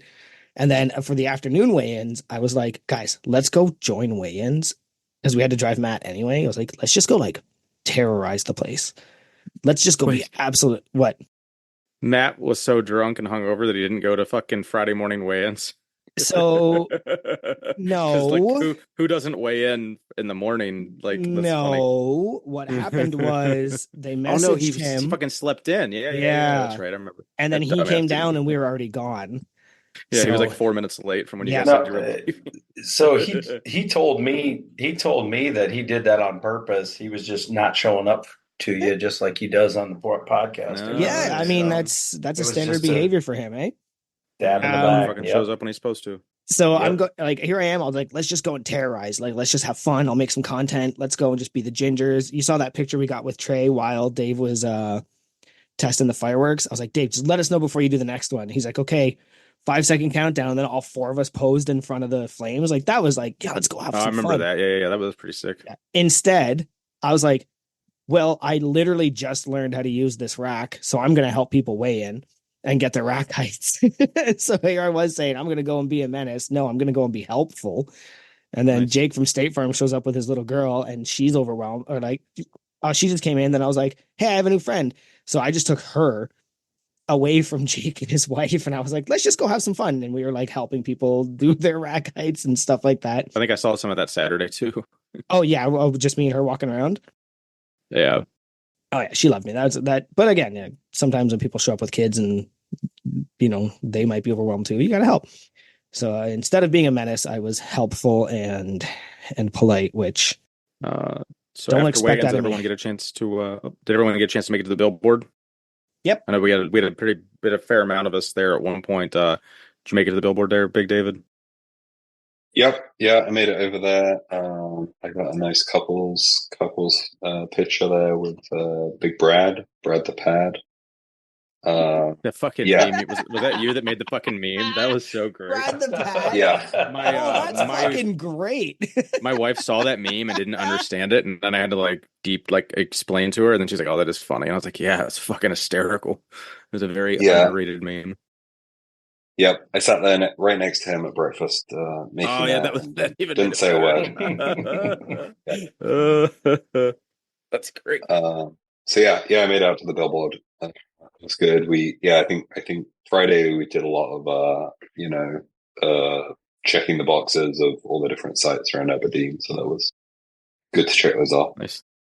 Nice. Well, before we get into Friday night at Tanner's, I think Big Jeff wants to hit us with an ad read. Has this ever happened to you? You sign up for a powerlifting meet just to show up and find out none of your internet friends are there. Next, when you're all done lifting hard, there's hardly any beer around to get the living easy started. Worst of all, after sitting through awards for all 25 first place lifters, you find out there aren't any awards for things like Best Package, Silliest Goose, or even Brian's Award. Well, say goodbye to the same old powerlifting meets and say hello to the Massonomics Lift Hard Lift Easy Classic 3. Located in beautiful Aberdeen, South Dakota, the hub city, the hub of what we're not quite sure, the Lift Hard Lift Easy Classic is not your father's powerlifting. Boasting lifters from over 19 states and arguably from 3 countries, hosted by a team at the XPC Midwest, there is no better place to turn online friends into friends IRL and to turn weeks and weeks of chicken bakes into PR Lift. Travel in and out of Aberdeen is easy, and we're happy to report that most of our Lift Hard Live Easy 2 lifters have now made it home. But before you go, don't forget to stop by key points of interest like the Massonomics Gym, Twins, Massonomics and Strength Co billboards, and the zoo. Just don't get stuck on Brock the Rock. That's the Massonomics Lift Hard Live Easy Classic 3 coming soon, probably most likely in late July 2025. Incredible. Good work. Nice. I had muted myself and then I started laughing, and then I was like, no, we need to hear the laughter because you got me good on that one. Good work. That was good. Well done. Let's roll it into Friday night. Anyone has anything to say about Tanner's in general? I mean, it was bigger than last year. More people. Mm-hmm. Definitely. Like if you look at the group photo, like I don't think I had the perspective that there was that many more people, because I think last year we were all so new that maybe like we'll call it 75 to 100 people last year, probably closer to 75, was pretty overwhelming as shit. But then looking at the picture from last year versus this picture, it's like 30-40% more people were in that picture from this year. So I think that shows how much I guess I've grown, that like I'm not as overwhelmed by that big of a crowd. But yeah, it was great. I fucking tried to talk to everyone, but clearly there's probably like 20-30 people I didn't even get. There's literally people impossible. There's people I don't think I talk to at all, but I talk to on Instagram regularly, and I feel like a douche that I didn't get a chance to really talk to them. So if you're listening and that's one of you, I'm sorry. I will see you next year, and we'll get you on the podcast for too long. But Friday, anyone, what do you got? See you next Tanner's party. Well, it's almost like I hate to say it, like we need a booth at Tanner's party. We're just like me and you, just like. Dude, I never felt such like a douche, but at one point I knew I hadn't got pictures with anyone, so I like stood in a circle, or there was like a bunch of dudes around, and I was just I grabbed pictures, and I was just like I had people just come up to me and take pictures. I think I yelled at you. All right, yeah, I'm pretty sure you made fun of me. You called me because me and Bryce were talking, and you just walked in, leaned on him, took a selfie, and then I was like, fucking ask, dude. Like maybe some people don't want to take silly selfies. Like, get Oh, I've had so many drunk it. pictures of Bryce. It's okay. I Oh, know Bryce who I is can take dope. pictures with without. So me and the Gingers were planning our outfits pretty much since last year. We had a group chat going where we were going to wear the crew shirt designed by Morgan. You're wearing one right now. We had agreed to cut the sleeves off, but Ryan couldn't get a hold of scissors and he wasn't able to. But yeah, we showed up in matching outfits because the Ginger's jokes was just going way too hard. We did make that stupid video that I think Matt posted, whereas you can fit so many fucking gingers in this car, and he slaps the roof, and then all three of us climbed out. That was pretty funny. Yeah, that was. I think I came up with that, and I was just like, "We got to do this. This is the stupidest thing I've thought of in months." Um, yeah. I gotta say, there's so many people I didn't get to talk to. Interestingly, you said I don't know who Professor Shand is, but I actually walked right up to him and I was like, anyone is. Yeah. I was like, so how many people have recognized you? And he was like, not enough. And I was like, good or bad? He's like, I'm all right with it. So that was pretty funny. What else? Like I did the backflip. People kept bugging me and bugging me and bugging me. And then I did it anyway. Like I just went and did it. But yeah, I don't remember much because it's just so overwhelming. All right. There's just so much happening, so many people talking to you, so many drinks being handed to you. Try this, try this, try this. And you're just like, at some point I sat with Steve and Sandy and was like, just hide me for a second, which will come up again. I had the worst fucking sparkling water there. What was it? I think was it the mojito, Jeff? Is that what it was? That was so bad. That was horrendous. I left mine in the hotel fridge. I forgot to drink it. The having the porta john was definitely like clutch. I don't know if anyone saw because it kind of was happening during the party, but I did a road to the Tanner's Lift Hard Live Easy porta john story or whatever, and I just did a little quick stupid reel, and it was just, as soon as it was like one of the first people to use it, and there was piss everywhere. I'm like, if I can like 5 minutes into the party, there's piss all over the floor. So yeah, I was really disappointed. I did miss on the food. I did miss on the food. I didn't have anything there. But it's because we had eaten so much during the day, and I don't want to gloss over our day together on Friday, Keith. But maybe we'll get to that. But I'm sure I don't know. I'd be interested to hear the sandwiches and the scotcheroos where I didn't get to have any. Oh, I also didn't have scotcheroos. Damn it! But I don't eat sweets in general. I had one scotcheroo. I was very happy. It was well because last year the food was kind of like there might be some food, there might not be some food. So like I just planned on eating like an early-ish dinner and then like kind of nibbling at Tanner's, but we ended up having a later dinner because of the fucking, I don't know how to look at hours at a restaurant apparently, because who the fuck closes for like an hour and a half during the day when they open up at 11? Like that's just fucking weird, but whatever. But it did get us to Taco John's for a quick bite too, which was, mediocre. Yeah, Keith, Big Chris, and I and Spicy Pizza spent the day eating. Ate at Millstone. Ate at Taco John's when we found out the Italian restaurant closed for break. Then we hit the Italian restaurant.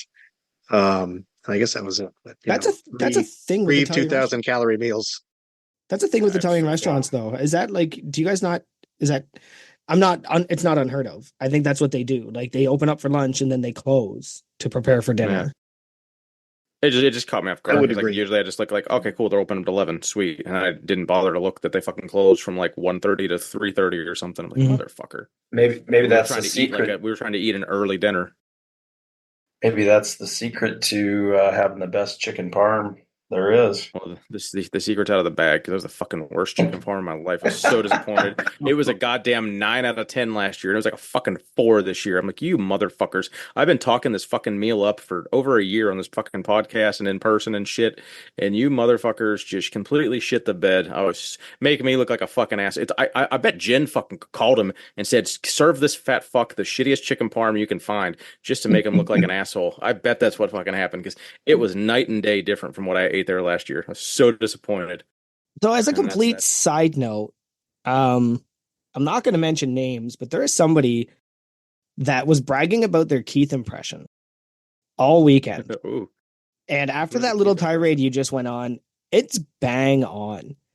And literally the impression is just fucking fuckers, fuck, fucking fucker, fucking fuck. Like So after that little time, because at first I was like, I don't see it, but I'm gonna laugh along. And now you literally just made it real. Oh, you motherfucker! I want to Yeah, hear they. it. Like? I'm not gonna get mad. I don't know who it is though. That's funny. That's All right, great. yeah, it's Jacked and Ginger. He was just like Oh, every that's time you fine. came up, he'd be like, "Fucking fuckers, fuck," and we're like, "Oh yeah, that's Keith." And I was like, That's a I don't good really guy. see it, and then you just did it. That's great. I think Ryan had a little he'll have a little soft he'll have a place in my heart going forward because I had a slight little inner circle Massonomics moment when I had Tommy ask for my advice on who should win one of the awards, and I threw out a couple names and they ended up going with Jack and Ginger. So if you're listening, buddy, you owe me 6.9% of that award. Boo. Okay. Anything else on Tanner's party we want to touch on?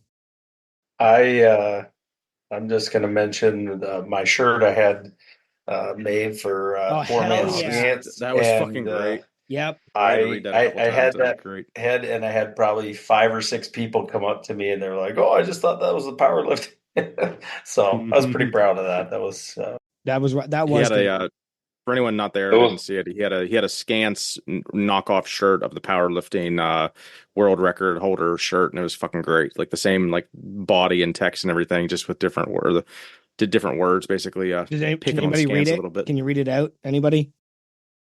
Nope. Okay. I didn't memorize it, obviously. We'll give you a second. Yeah, hell of a time. Honestly, like you mentioned, I've been to a few powerlifting meets. I'm going to volunteer at another one, and I just don't think it'll ever be the same because of the Tanner's party. I think Tanner throwing that party, having his family there, that's incredible too. Like we got to, Mary was there and the kids were there, and it was definitely it's a different experience for a powerlifting meet. And if you weren't there this year and you were kind of like bummed about it, you should be. And hopefully next year you're there to experience this utterly insane version of strength competition. It's just not the same as all the other ones. There's like the closest thing to an influencer was Keith, right? And you go to these other powerlifting meets and there's people that are just like hiding in the corner, taking their stupid videos. They've got like a camera crew. And you're like, buddy, it's like an unsanctioned, yeah, like you're gonna deadlift 200 pounds. Like, calm down. And there's just no egos, I think, which makes this whole thing awesome, right? That was The also weekend with the homies. Yeah, that was also just me killing time for Nate to pull up his shirt. appreciate it. I don't think it's loading up here. There was some exceptional fashion on show. I know Tanner kind of joked it was a fashion show that Friday night, but it really was. It really was, yeah. And then the jacket got handed out to Scott. Mm-hmm. It's really cool that our sister podcast stole our idea for the jackets.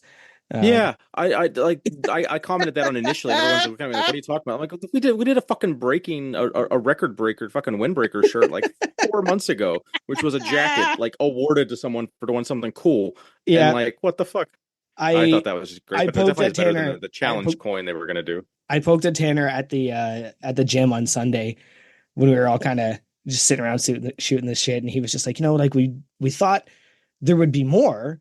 So getting 100 coins printed was so expensive, or we can just do one-off custom jackets. And I was like, oh, it's a good thing you got the podcast that feeds you ideas for jackets. And he started laughing. He was like, yeah, all right, I got you there. That's funny. The one funny thing about that was like, I know they're all 3 pretty big dudes, but none of those jackets fucking fit. They were all looked like they were wearing like Chris Farley fucking schmediums. It was hysterical. Yeah, and we were joking about, actually, what did Tanner say? He was like, we joked about Scott cutting the sleeves off, but I don't know if he was joking. All right, Nate, what did your shirt say? Go ahead, read that out. It said Poor Man's Scance, just like the powerlifting record holder, and then smaller text underneath: not as old, strong, tall, good looking, creative, cool, quick-witted, or as many injuries, but I do have a better meat stick. With the Canadian to US conversion rate and not having to deal with Carol Stream, it may be a wash. And then on the back it says, I am the Tango Charlie to Scance's Massonomics. I didn't even see the back. That takes it to a whole nother level. While we're talking about shirts real quick too, like one thing I'll harken back on is it was so amazing to see. It was mainly Thursday. I mean, they were sprinkled in Friday and Saturday, but I feel like there were 10 people wearing unpaid or underrated shirts Yeah. at fucking Yep. Pounders and at the airport and shit. Like that was so fucking surreal. Like it was the fucking one of the coolest things I've ever experienced as like a crew / podcast host, whatever the fuck. Like that was fucking awesome. So thank you for everyone that bought that shirt and wore it like collectively. Yeah, I make the joke that like there's the crew and then there's the crewminati. And we're like the sub level of crew that like really get it. And those are the ones that bought unpaid and underrated shirts. That's also a marketing tactic. So don't like hold me to that. But like I just think that there's that next level of like, yeah, I'm a Massenomics fan, but then there's like, no, I'm such a fan. I bought an unpaid and underrated shirt. And to me, like I think it was pretty amazing. I remember at the airport, everybody just strolling in, and I'm wearing just a sleeveless Scott Dodge shirt, and I was just like, I gotta put on my shirt now because like everybody else was wearing them, and that's when I wore mine. It was really cool, and thanks to everybody for that. I wore mine for the meet. It had the perfect red, and I wore the beard. I actually had a Santa hat that I was going to wear for my deadlift, and I forgot it at the hotel. Nailed it. So are you sure it wasn't in your gym bag right next to your fucking wrist straps? It was in my bag, but it was my bag at the hotel right next to yep. Gotcha. Was in his bag. Yep. All right. If we're okay with recapping the Tanner's party, I think we can move on to the meet itself. If you guys want to go into that, I did some lifts. I had some fun. It was hot as shit. I don't have much else to say. For some reason, when my brain thinks about this weekend, lifting is the last thing on my mind. And I know at some point, like I think it was right when deadlift started. I must have got my second win, or I can blame Build Fast Formula for feeding me the drugs. So there's a thing in America that's banned in Canada, and it's not DMAA. I think it's DM. So DMAA is banned in Canada, but DMEA, Nate would know more. Jack Nate, is what they use. So it's just close enough that Canada's like, we're not going to let you in here. So I drank that thanks to the Build Fast Formula Fairy Jen Damager. I just walked up and they were giving out samples, and I was like, can I buy a bottle, like a shaker for that? And that's when I think Abby was like, fuck it, give out bottles. Like just give out bottles and go make some. So nice. Must have been when the second win kicked in, because I was walking around doing the monkey walk. I don't know if you guys have seen my monkey walk. It's pretty much based off of Planet of the Apes, where you roll your shoulders back and you walk like a monkey. And I was just strong, strong, strong. And I was screaming at poor Tyler Hintz. Poor Tyler. She was just so happy to be there. And I'm screaming. I didn't get to talk to her at all. I think she was dodging a little bit. Not in a way that like she didn't want to talk to anybody, but I just think she's a low-key human. Yeah, she was in the zone. Because I think she left before award. She definitely didn't stay for the powerlifting because she didn't get her award, I don't believe. Yeah, But I'm glad she competed. She definitely had pulled out and then jumped back in there right at the end. So it was cool to get more crew competing for sure, always. Yeah, I was just going a little crazy back there, being silliest goose to the best of my abilities. And I might have, again, do the same thing I always do. I think if Murph turned to me, she's like, you're a fucking menace in a good way. Like you're keeping energy up, but you are being a silly human right now. And that's actually all I remember from the lifting. That was my favorite part of the meet, is having all the people around me, and having been a strength coach for a lot of years, getting to hype people up, be the hype man and everything. So lifting with Big Kevin and Big Andrew, Big George, and Andy. I think that was his first powerlifting meet, and helping him, and that was just fun. And then going over and yelling at Scance, "You're not dead yet, old man. You're not dead yet, old man." So you were screaming. That was my favorite. Yeah, when Scance went up, I think it was his bench or his deadlift. And I saw you just shrieking, and I was like, yeah, buddy. Like, that's what we need right now, is just each other just yelling at each other. Yeah, that was fun. The Keith's heads. I think I'm like... Oh, go ahead, Jeff. Oh, go ahead. Well, okay. So once the powerlifting was done, the strongman, and we're sitting in the penalty box. There's me. I want to say Big Jen, Big Murph, Steve and Sandy are sitting above us. Ryan and his wife Robin, I think was her name. Maybe like we're all just sitting in a group, and Dammy goes, "I got something for you. Wait." And he comes back and he has these fucking signs of the Keith's Head sticker. And he goes, "I only have 6. How do we do this?" Only. And I went, "Every good lift, we throw it up like we're secondary judges." And then, but when Keith goes up, we all yell, "Keith!" So you must have not heard that because we were doing No, that. I was in the fucking zone, dude. I didn't even see you guys. I was like a Yep. blur. I think someone pointed it out, and I'm just like just deliriously looking, like, what is he talking about? So, but as soon as I got done competing, like the whole room opened back up, and I could actually like see faces because like during the show, like everything was just fucking black and white. Like, I didn't see anybody. Everyone was just a fucking a background character. But as soon as I got done, I yeah, I can. Oh, I'll get into it in a bit. But sorry. Yeah, the Keith's Heads were definitely a good touch. It was a very silly aspect of going into the strongman. And then at some point, I think somebody said Keith is hurt and Scott's hurt. So that's when I went running back to check on you guys, and that's when I was like, "Did you not see our Keith's Heads?" And you were like, maybe that. You were like, yeah. "I saw you have one," and I was like, "One?" Like my entire row is lifting them up. That's right. That was the conversation. I do remember that conversation, but just yeah, everyone thought I was like. I mean, I tweaked my back. I had a C hair on like log press, but not enough to keep me out. And then as soon as I was done with stones, I was just hobbling over, and I was like, Braden came up to me completely annihilated and was like, "That was awesome, man. I've never seen anything like that." And I was like, "Can I get one of those Busch Lights out of your cooler?" He's like, "Yeah, yeah." So I'm like sitting there trying to take my fucking because I was completely covered in tacky.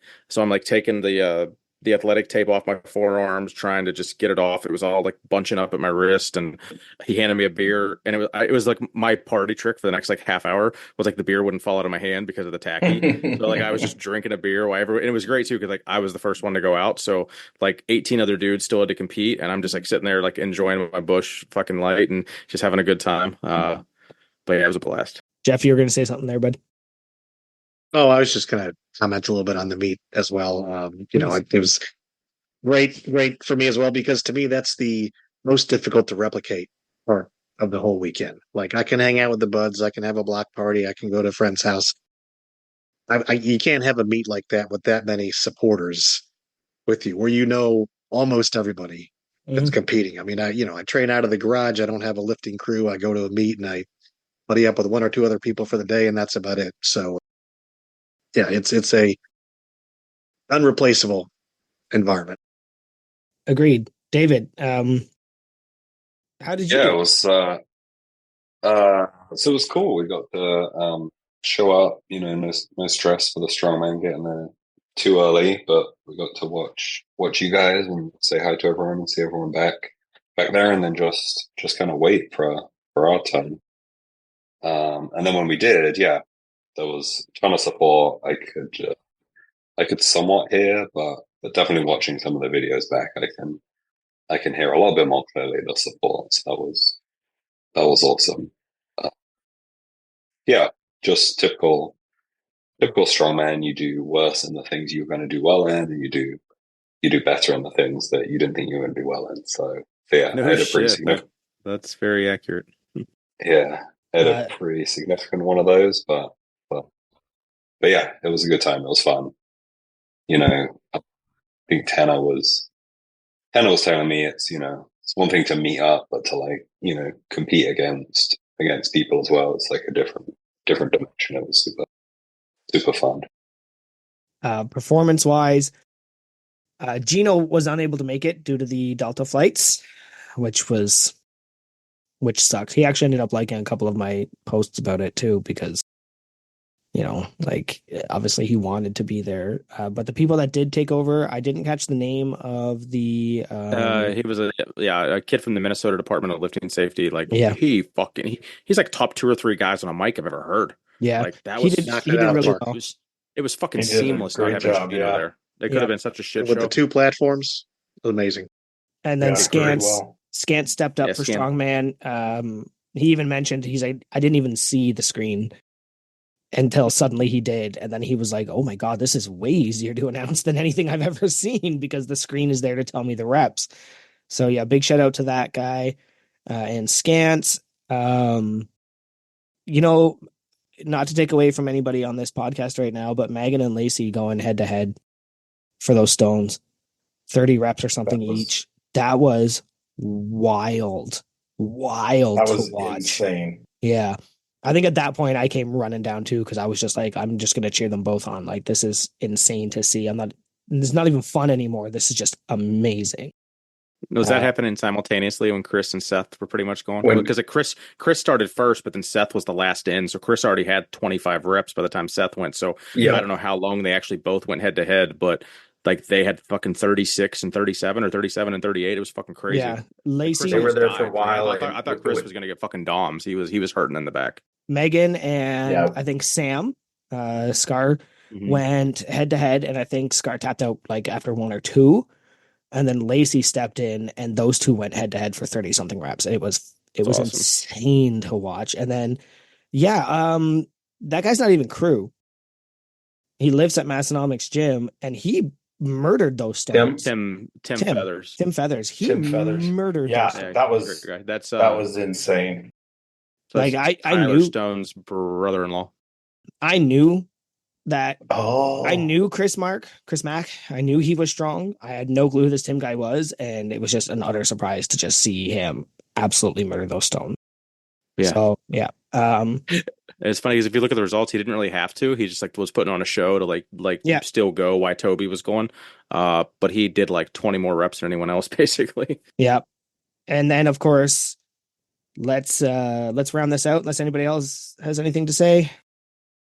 I will say I took a screenshot earlier and I guess it synced to my wife's phone. So now, Jeff, my wife knows that I know you for financial advice through crew. Oh, that was one of the funniest things I heard this weekend. That we've been rumbled. Jeff is Big David's financial advisor, and David's wife doesn't know their Massonomics connection. So I found that very amusing when I heard that story. We've been busted. I just got a message. All in all, Saturday was great. Thought everyone did great. It was awesome watching everyone lift. Strongman was my second strongman show ever. So everyone sucked at log. That was just that was underwhelming and depressing. I think that kind of set the tone to be a shitty meet, but we all kind of recovered, and I think everyone did great in deadlift. Carrying the state of South Dakota on my chest was very interesting. I am not great at carries, but I had like the most slow and steady, and I kind of hit my goal. Like I didn't know what I was going to hit, but like David had hit on, I've well underperformed the one thing I thought I would do great at. And then I did like okay at the shit I thought I was gonna like potentially zero out on. So that's the crazy thing about strongman. I hope from what the little I saw from everyone, I think we put on a pretty damn good show for everyone. It was I know it went a little over, but not as over as the fucking powerlifting went. So I thought all in all it was a great day. Wish it just started like an hour earlier, so we could have got out of there an hour earlier. That would have been the only thing I could. Like, was it a rule that you guys had to stay there for the whole powerlifting meet? No, it's like an unspoken rule. In hindsight, I would have fucking came at like noon or something, but I didn't spend all that money to like not hang out with my friends and beat off in the hotel room. So every single room in the hotel room. Yes. The last shout out I want to give before we move on to kind of the after party, and I got to run to the bathroom. Sam, holy shit, dude!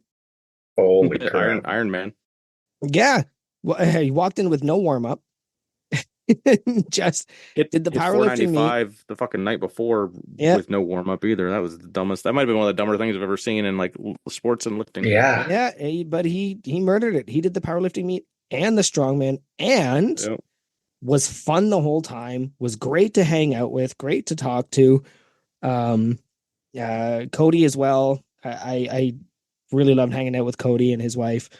But yeah, Sam, legend has it, is still wandering the Midwest looking for strongman competitions and powerlifting competitions to show up to. Oh, I thought he was waiting for his flight to get home. That's all. No, I really like this. I think of me and Matt are going to tag team some memes of Sam as Kwai Chun Kane from The Legend or Kung Fu The Legend Continues, just wandering the Midwest helping people, or even The Littlest Hobo if you're Canadian. And just wandering around, just doing strongman, doing powerlifting. I'm never going to make it home. Might as well be strong. But that's a really funny thing. But that dude, he went from morning to night. He went, and it was awesome. And then, yeah, the awards happened. We already went over the awards. And then the zoo. I'm going to let you guys talk about the zoo while I go to the washroom. Dinner first. I will admit, I think the best meal of the weekend was what was that pizza place we went to that was next to the zoo? What was that called? Dempsey's. It had the weird, that's what it was called. Like when it showed up on my credit card invoice, like my wife was like, "What the fuck is this place?" Because there was like a whole sentence of like the name on the invoice, and I was like, "I don't know what the fuck you're talking about." And she's like, it was roughly this time." I was like, "Oh, it's a pizza place," but that was the highlight for like as far as food consumption that weekend. I mean, there were some really good ones, but that pizza after the meet at like fucking 8:30, I think, by the time we actually got to fucking eat, oh god damn, it was so good. And then hitting up the zoo for a couple hours afterwards was clutch. I always feel like I want to close the place down, but then when I wake up at fucking 5 a.m. to leave on Sunday, I'm like, I'm glad they drug me out of there at like 11 because any later would have sucked. But it just, you feel like you're leaving a little bit on the table by not closing it down. But I don't know. I think we got a good 2 hours at the zoo before we dipped out. I did my Midwest goodbye, and I tried to at least say goodbye to everyone. But it's not even that I was trying to say goodbye twice. It takes a half hour to say goodbye to everyone because you literally like a 2-minute conversation with 40 people. That's that takes some time.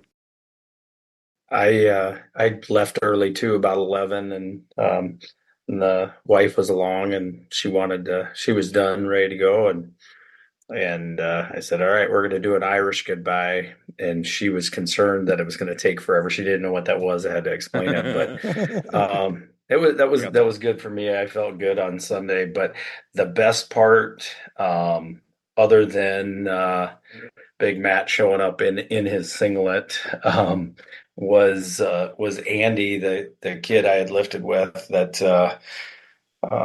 Did his first meet, and he was there, and he walked up to Scance, and he had this big smile on his face, just shit-eating grin, and he could not take the smile off of his face. He said, "I'd do this again next weekend." He's like, he just loved it. And so seeing that was really cool. And then, yeah, Matt in his singlet was pretty sweet as well.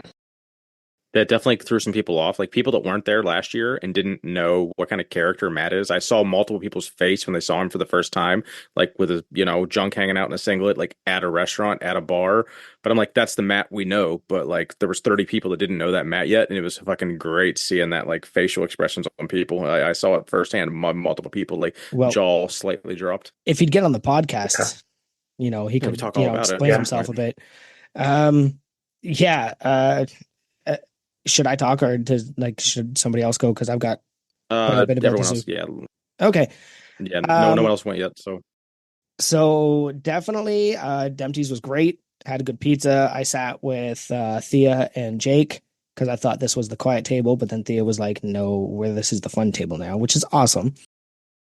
On the way out, I think I made a quick little story on Instagram where I was like, "It never fails. You travel halfway across the continent to meet with your friends, then all day you got to hang out with your fucking friends, and I'm so tired." And as I go into the zoo, they're playing Kendrick Lamar's Not Like Us. And I was just amped because I love that song. I danced right past the bouncer. And he started like laughing and dancing with me. And then he was like, "But no, seriously, I need your ID." And that kind of was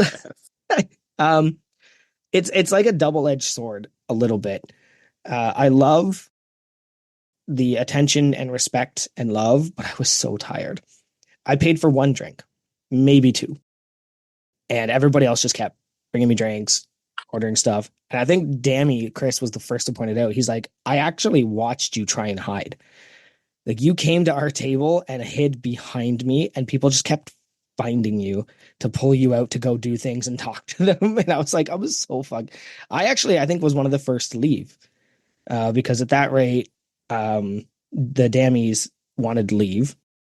And Jen just kind of went, "I want to go." And then I don't know that she knew I was there. I just put my head on her shoulder. I was like, "Yes, please get me out of here. I want to go to bed." I'm so tired. And then Chris was like, well, I might stay. Actually, let's even backtrack a little bit. I go and buy my beer. That was the one beer I bought.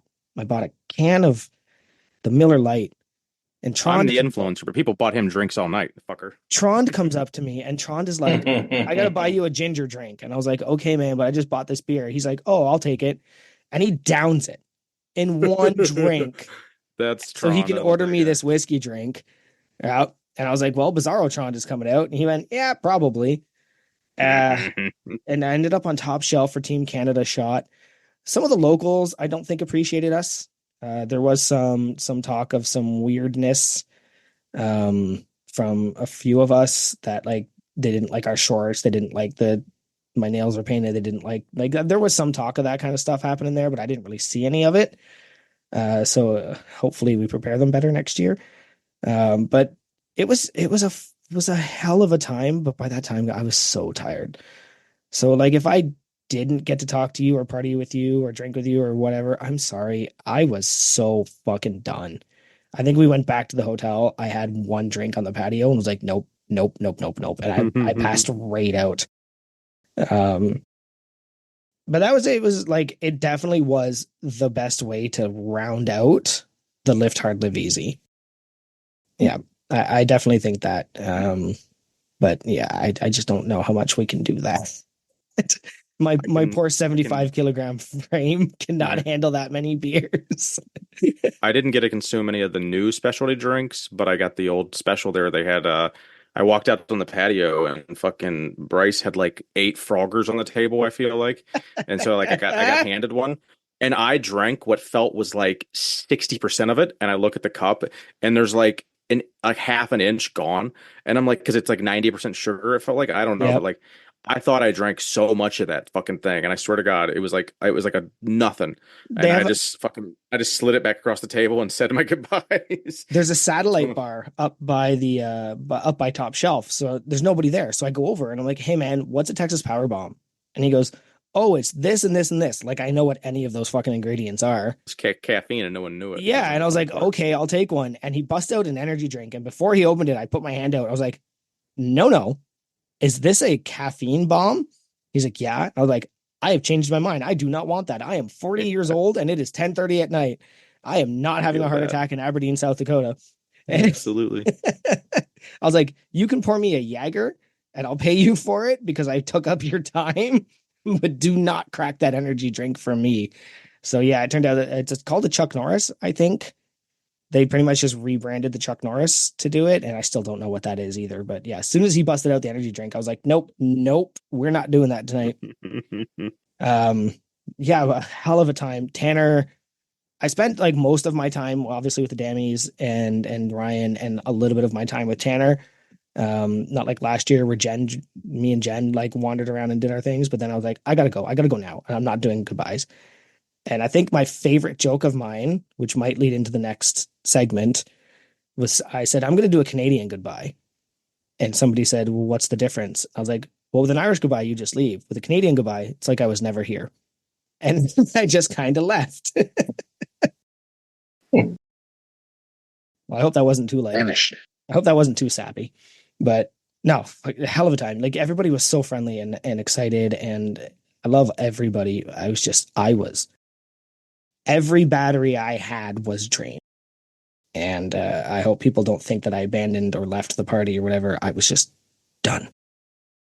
I think it was a long day. We're in that.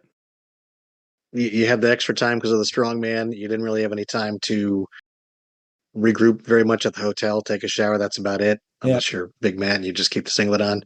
No nap. So yeah, I mean, I was burnt by the time we got there myself. Dempsey's pizza was the bomb. Yeah. Is that South Dakota style pizza? You got New York pizza, Detroit pizza. Maybe that's South Dakota pizza. Had some kind of barbecue chicken pizza with they had ranch on there as part of the sauce. It was killer. But yeah, had a good time at the zoo. But I was pretty much winding down, and I figured Chris Mark was probably pretty beat as well. And so I went over to him. I was like, "Hey man, anytime you're ready to go, he's like, "How about now?" So that sounds Chris good. was like, what time do you want to leave? And I was like, I looked at the clock. It was like 10:40. I was like, give me a half hour. Yeah. And then I get like Jeff's like, I'm leaving you here in 10 minutes, fucker, or something like that. It wasn't like that, but I was just like, all right, fuck, I gotta go. Yeah, I think it was 10:30 is when Jen was like, I kind of want to leave. I was like, yes, please. And then Ryan was trying to convince Chris to stay. And Chris goes, well, if they're staying, I'll stay. And Jen goes, don't phone me. I'm not coming to get you. Like, you guys will find your own way back. Yeah, that's the trick. There's no fucking Lyft or Uber, or at least very limited. So, and then no one's a fucking Dewey. So Ryan goes, okay. And he goes in and buys a round, and he comes back. He hands a beer to Chris. Chris downs it, like 2 sips, and then goes, now I want to leave. Ryan's like, you fuck, like I just ordered a round. So we left Ryan there because I think Chris kind of clued in, like, I don't want to have to worry about getting back either. But yeah, that was Saturday. I wish there was a shuttle. Like, so they need to get a group rate at the fucking hotel, and they also need to figure out a shuttle because, like, I would have been cool. I mean, it would have sucked, but like, it would have been nice to just get a little bit more time. But yeah, obviously, getting up at fucking 5 was brutal. I didn't have to. Well, yeah, I slept right through Steve and Sandy leaving. It was awesome. They woke me up briefly to say bye, and I was like, "Hey, love you. Thank you for coming. Get out." And then I went back to sleep. I slept till 10:30 or 11. Is when, yeah, you were almost home by then. That's when Ryan started texting me. He's like, "We're all going to the gym," and I was like, "No, I'm not doing that. Like, nope. I'm going to sit here until my flight." And then he goes, well, I'll come pick you up after breakfast. So I was like, fine, I'll get up. And I walked over to Target. And this is actually one of my favorite stories. I'm at Target buying caffeine drinks, and Mary's there. Like, I just happened to look down the aisle, and there's Mary Baird tilting her head, looking down the aisle at me with all the kids. And she's like, where you heading? And I was like, I was going to go down to the gym. She's like, yeah, I'll give you a ride. So I show up with everybody, because the kids want to go see Daddy. They haven't seen Daddy all weekend. And he's a little busy. Yeah. So then as I'm coming into the back room, I hear Tanner go, Joey who? You gave Joey a ride? What Joey? And then he looks up and he goes, oh, what the And I was like, man, I don't know anymore. Like, I just go to Aberdeen and people recognize me at Target, and I got a ride here. It's like, don't worry about it. Big David, you want to round out the zoo talk before we move please. on? Yeah, nothing really to add. I think I stayed maybe a little bit later, maybe past midnight or 1, but yeah, just a good time. But everyone was tired. Yeah, pizza was great, and then Sunday morning. And then, so I know Tanner and Mary were pretty much there until last call. So was Scance, and Scance was talking just like people walking up, going like, "My sister don't like your shorts; they're too short."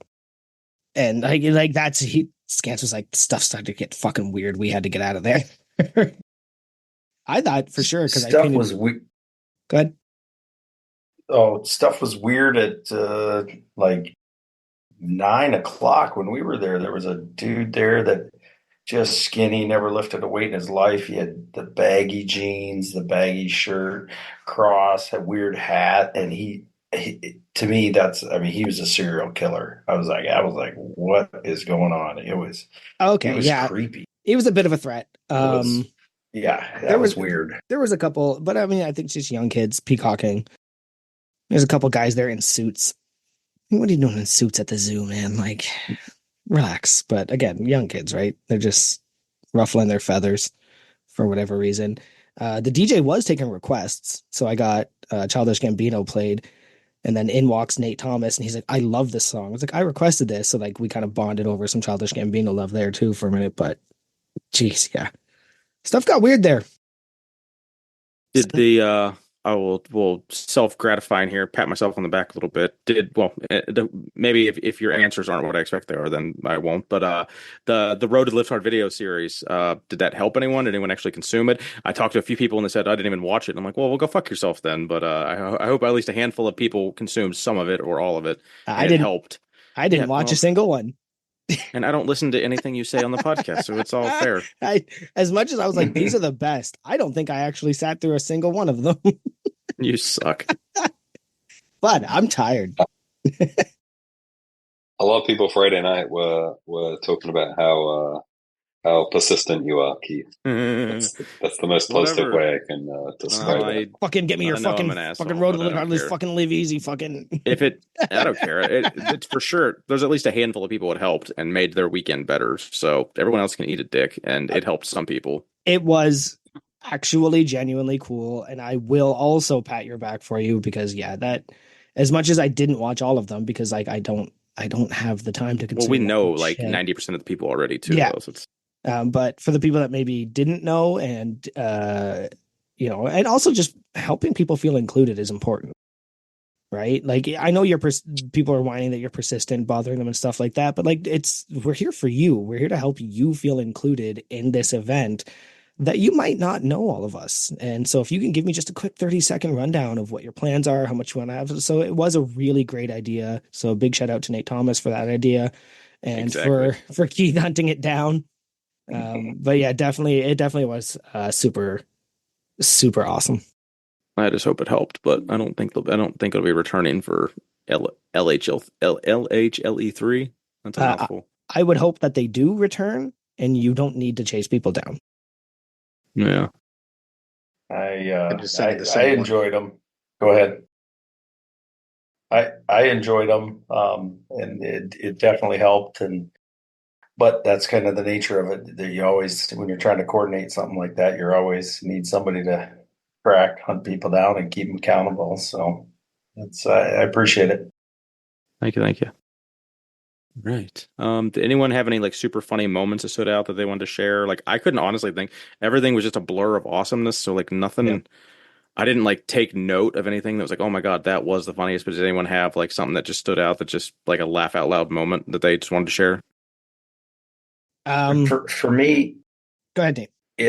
It wasn't necessarily a real laugh out loud moment, but it was interesting. At the meet, I was warming up with Tommy. He was in our flight, and just he hadn't lifted in 6 years in a competition, and so that at one point he thought they were almost done with their third lifts, and it was their second. So he got real concerned that we were way behind in our warm up, and just seeing him was like, we gotta go. He's freaking out a little bit until he figured that out. It was just kind of funny to see that tension he was really trying to push us. So that is, I do think me showing up with Mary and the kids was one of my favorite because there's just no way you could have called that happening. Yeah. It was just such a storm because she was like, we closed the zoo, so we made a pact with the kids that we will buy them toys if they leave me alone for the day. Finest. Yeah, and so that was definitely just, I think to me that was, but it also says so much about Tanner and his family and Massonomics and the connections we've made that like she didn't even think twice. She was like, yeah, I'll drive you, get in. And I was just like, okay, right. And I do okay. I do appreciate that. I don't really have like any really funny thing. I think there was one point, and I want to call Matt out on this. I was talking about leading into the training and how I eat a lot of pickles because I enjoy pickles because they're easy electrolytes, fill your stomach. I just love pickles. And I was like, oh, shape. The shape. So there you go. So I go, yeah. I was like, yeah, I'm eating 2 a day. And Matt goes, oh, I bet you are at the same time. And in my head, I was like, what are you, fucking Keith? Everything's a dick joke. So as much as they want to rag on you, buddy, they're not that much better. David just proved it. There's a little bit of Keith inside of all of us. Yeah. Hey, now speak for yourself. There was a few more after this weekend. The Fairfield sucked. I don't think I'll do the Fairfield next year. You're just a bad guest, I think. I don't know. Oh man, it was everybody but you. I didn't have any trouble at the Fairfield. I didn't have any trouble until Sunday when that one person was working and she made it very hard on all of us. I'm gonna write obviously in the review, but like Jen Damager will tell you the same thing. Murph will tell you the same thing. Like this young lady, she did not want to do any of her job.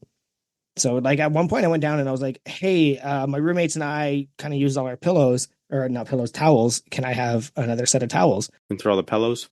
And she's like, well, it's just me working. And I was like, okay, still your job to get me towels. Like, we're here for. So that I'm talking to the right person. Yeah.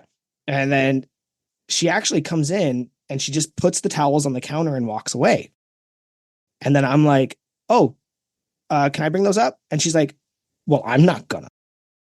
And I was like, fuck, like, come on, man. Like, I just asked if I could help. You don't have to give me that attitude. And then what ended up happening was the entire pool ran out of towels, but there was a family of like 11 kids. So the lobby got soaked and flooded. And this girl didn't do a thing about it. And all of the patio doors were locked. All of them. So at some point, I guess they lock them at like 10 p.m. at night to make sure that you can only use specific entrances. But this is, I think, 5 in the afternoon.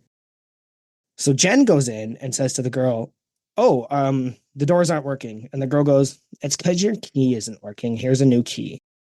Well, that didn't work either. I go into the girl and I go, hey, go into her. Oh, buddy. Yeah. I go, this none of the side doors work. And she's like, well, because you're using them too much and you're overwhelming the coding of the card. And I went, that's not a thing. I think the doors are broken. And she's like, no, I'll get you another key. And I went, yeah, that didn't help the last person you told that to. So no. And I guess at the same time, Jen also had asked for more towels and she gave her wet towels. Like she literally gave her soaking wet towels out of the washing machine. So like the Fairfield itself was fine, but whoever this young lady is, if you don't like your job, go get a different one. Because the next girl comes in and I walk up to the next one. Her name was Morgan. She was awesome. I go to her and I was like, hey, the side doors don't work. And she's like, oh, like what's happening? I said, just we tap and they don't do anything. I said, actually, they're giving us orange lights. Orange lights are an error on these doors. Red lights are your key doesn't work. No lights is your door is broken. Orange lights are error codes. And 2 of them are giving me no lights. One of them is giving me an orange lights. So she drags that other girl that was not nice to test them all. And then she's like, the doors are broken. We have to call somebody. And like, it just got to that level where we're all like, I was like, I'm going to prop the door open. She goes, you can't. Scans goes, fuck, I can't. So Scans just jams a chair in between the door and is like, figure it out after this. Like he doesn't care. So big shout to That's Scans. great. Yeah. So I don't know. That's funny. I think the American was a little bit of a better experience for me because they kind of knew who we were, knew what Massonomics was, really accommodated us. I did not enjoy that stay at the Fairfield because of that young lady. So I would say the back patio Friday after Tanner's, I didn't think I was going to go down there. So I think Chris, Jeff, and I rolled in. Oh, it was like 9:30, almost 10. It was at least 9:30. And there was fucking like 10, 12 of you on the back porch. And Chris went right to bed. Jeff stayed for probably a half hour. I think I stayed for like an hour and a half. And it was just enjoyable to just get some more, gathering, be a part of a bigger gathering. I felt like I kind of missed a lot of that last year. It was like, I missed some of like the not inner circle stuff, but like people didn't use Discord very well last year. I didn't feel like as far as like coordinating stuff. And if you weren't in the right place at the right time, you just missed out on shit. So I felt like I was more in the bigger groups of stuff this year a couple times, which was fun. Like getting part of that big billboard picture. We just all happened to be there at the same time. And we like, with 3 of us kind of ran up when a bunch of guys were about ready to leave and we got in that last big group photo. So just all in all, it was a fucking blast. Definitely will do the American in next year, but otherwise it was awesome to be in the same hotel as everybody for sure. Indeed. Well, we're gonna probably start wrapping this up shortly. If anyone has anything they didn't get off their chest yet, and let's do a round robin of that. If anyone's got anything, is everyone coming back for Lift Hard Live Easy 3? If the boys, if the sisters decide to actually put it on, which I'm pretty sure they're talking about right now, God forbid they fucking do a recording on Wednesday that the host of this podcast can fucking listen to it. They have to pick our fucking night to record. Are they recording right now? Yeah, the fuckers. Like, and it's probably an episode where they'll let the people stay on for like 3/4 of it, of all like, but and then like so like the one night I could have like consumed more Massonomics shit. They had to, they decided to fuck with me, I guess. But no, there's they're definitely going right now. All right, so you need a break, Keith. So you're getting your break. Yep. Is there anything you guys want to see next year that we didn't see this year? The only thing that I would love to see, but I don't see how it would be possible. I think it'd be sweet to have Both the podcasts record an episode when you're there, but I just don't know how that's even possible. Yeah, and Not a It's so chance. easy to do. It's so easy to do a Zoom call that I'm not spending my hard-earned vacation to like do my second job. I don't see a world where that's going to be a thing. And like unless it's so convenient and everyone just has like a 2 hours of downtime, which we didn't have any fucking downtime. Everyone was busy the whole weekend. So I know people would probably enjoy watching that live or something, but I think it would just take us out of the moment that we're trying to. Like I didn't have to record last week, which is awesome. Like this is the first time recording in 14 days.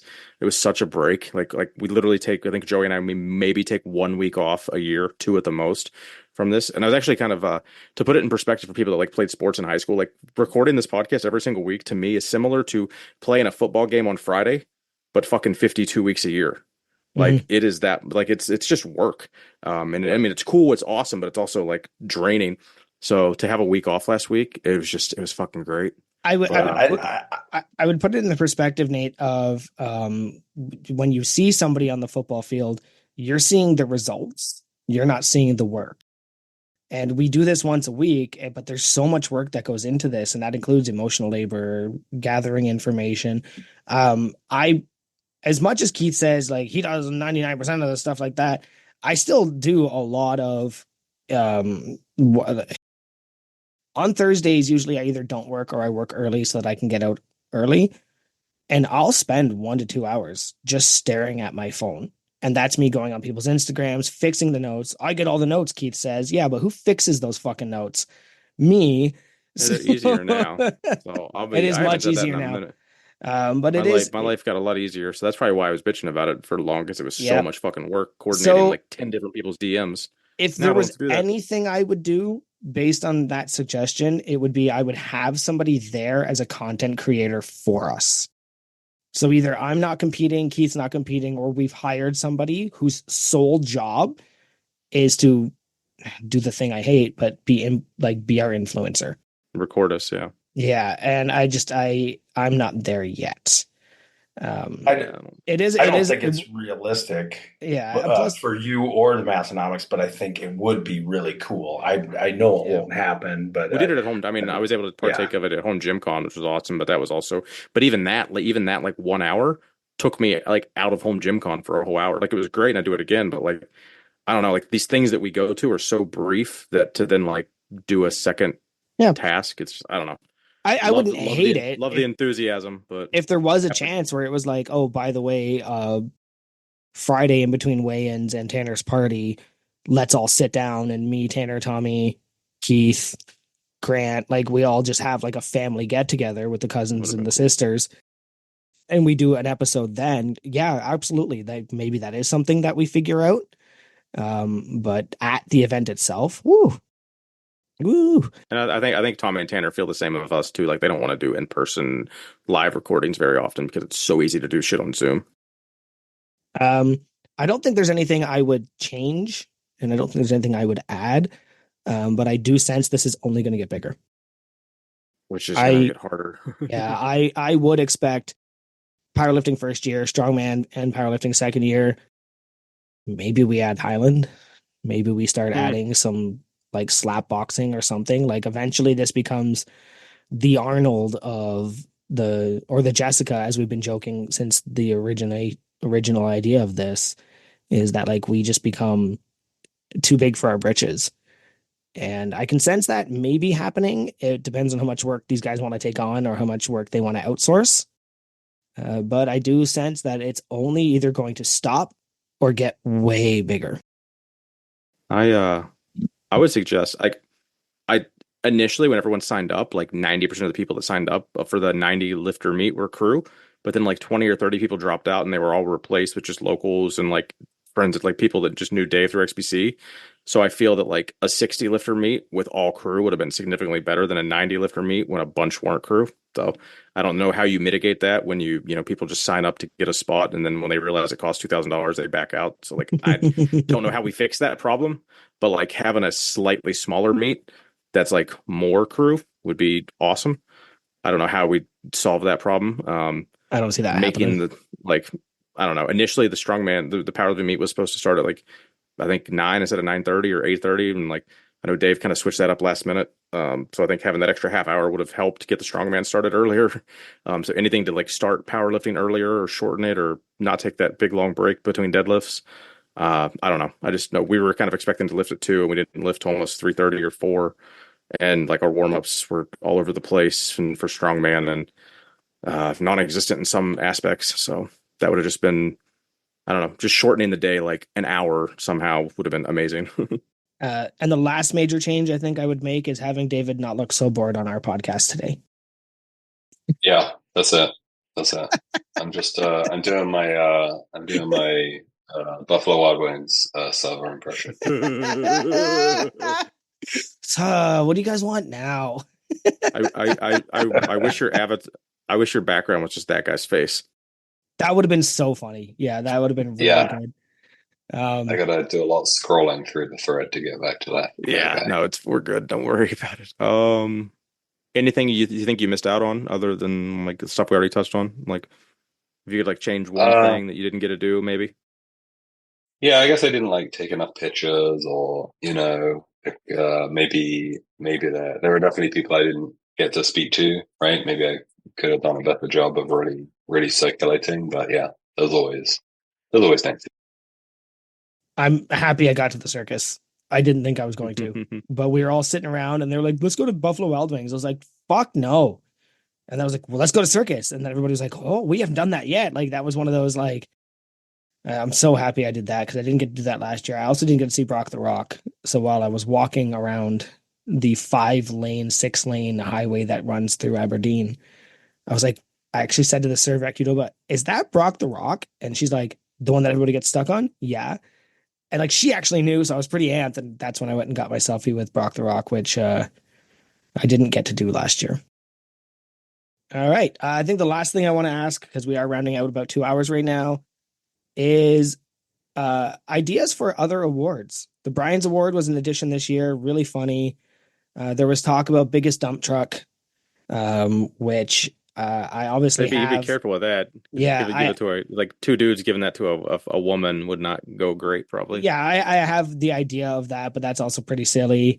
It's like Assland. That's just for women, like that thing that happened on Instagram a couple months ago. Yeah. Oh. Is there anything you guys would add, like a different lift, a different award? I talked to Tanner about a couple things. Nothing materialized this go around. Maybe something will happen in the future. But I had thought about like the lifter who will never financially recover from this. Which, looking back, that could be someone like you would know in advance, but Sam or somebody that had to book all those extra hotel rooms and stuff. Biggest grind, actually, I think is a good award. That's also kind of tough to judge, but definitely like Kevin had a big one. I think Scance had a big one in there. Let's see. David found the picture of the server and he's trying to put it up. Oh, nice. That is great. I love you, David. That's great. Those were a couple I come up with. Oh, there was one actually. Chicken bake award for the lifter who made weight by the slimmest margin. Oh, that's a really good idea. Yeah. Very nice. Yeah, and because you wouldn't know it's who gonna it be was. Bryce every year, right? Yep. Or Tanner, apparently. I'm excited for open powerlifting to come out because I want to see like everyone's actual results. I know we talked about Matthias CPAPI. Like I want to see how many, because I kind of I know how strong he was. Like I knew him before really a lot of other people did, and I know how fucking strong he is for 165. And I'm like, he out totaled like the majority of the 181s and probably a lot of the 198s. Yep.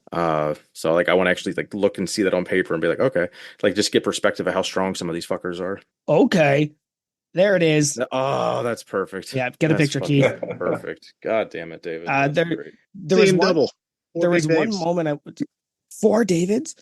There is one spot, and I wanted to share just before we kind of all started to check out a little bit. So a bunch of us on the Sunday are sitting on the patio, and it's me and Cody, the bird watcher, right? The strongest bird watcher. And a bird started making a noise. And me and Cody both perked up like hunting cats. And I think that was actually one of my favorite connections I made during this, is because we were both just like, what is that? And then I was like, oh, I have an app for that. I pulled out the Merlin app We were trying to hunt it, but there was some construction going by. But I just wanted like those little tiny connections that we make every year with people that we've only ever talked to either on this podcast, on the Discord, or through Instagram. That was a very good example to me of just like we both, what is that? What is that? And like we were like gonna go hunt it down. So big shout out to Cody for that one. That was a really good.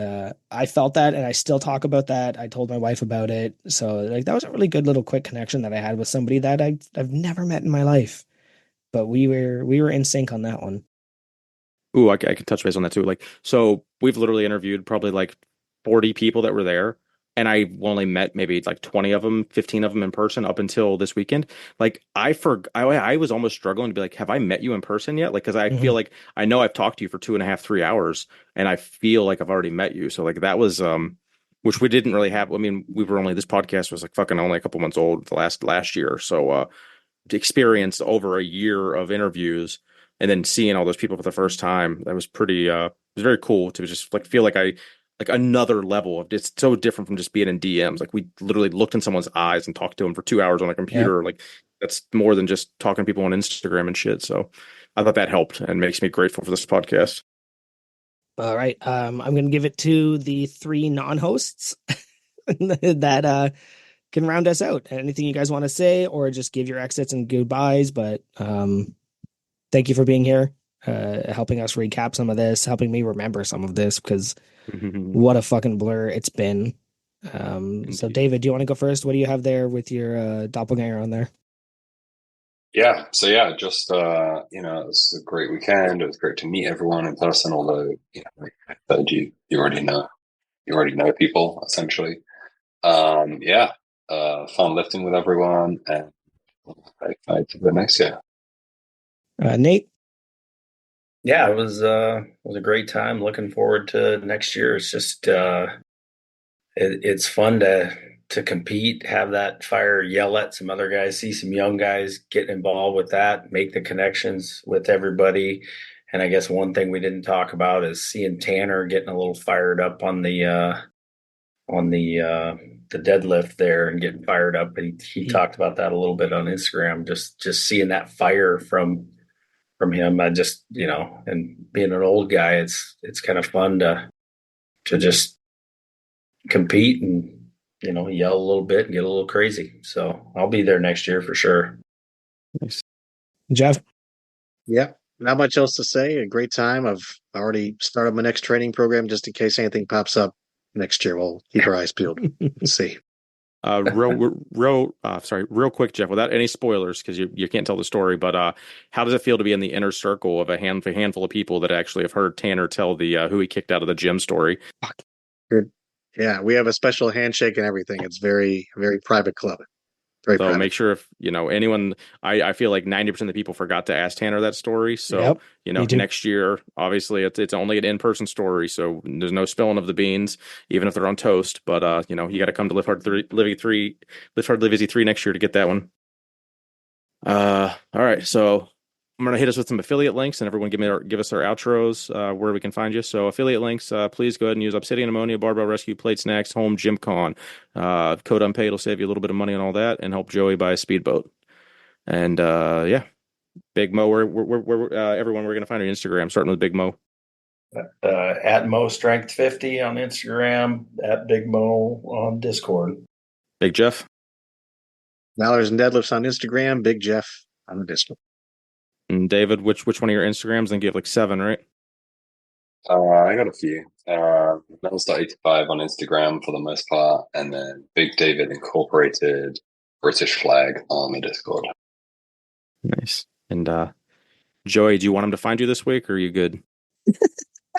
Hey, I actually surpassed 1,500 followers. Nice. Well done. While I was in Aberdeen, and there is a bit of a funny story to that. Murph says, "Hey, who's this guy?" And his Instagram handle is "fuck this workout." And she's like, "We talk about metal. He calls me Big Murph. We talk about Massonomics, but I don't know who he is." And I was like, "Well, I'll figure it out." So I followed him, and he followed me back, and he was my 1,500th follower. Nice. So I was like, "Hey, congratulations. Thank you for getting me here. Here's a $25 Massonomics gift card.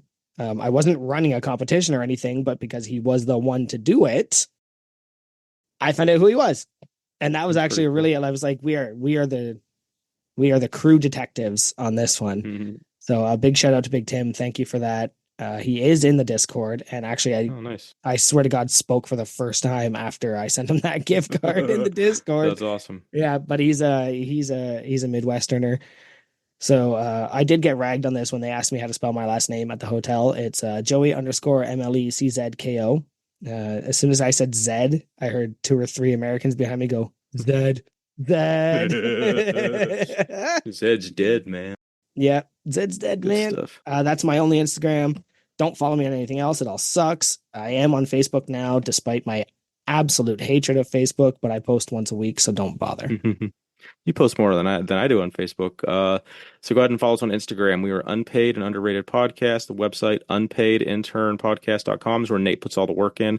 We have a YouTube. Go over there and race one person for Race for First Comment. And Big Matt, as always, you suck and you didn't make it again. And we will see everybody next Tuesday.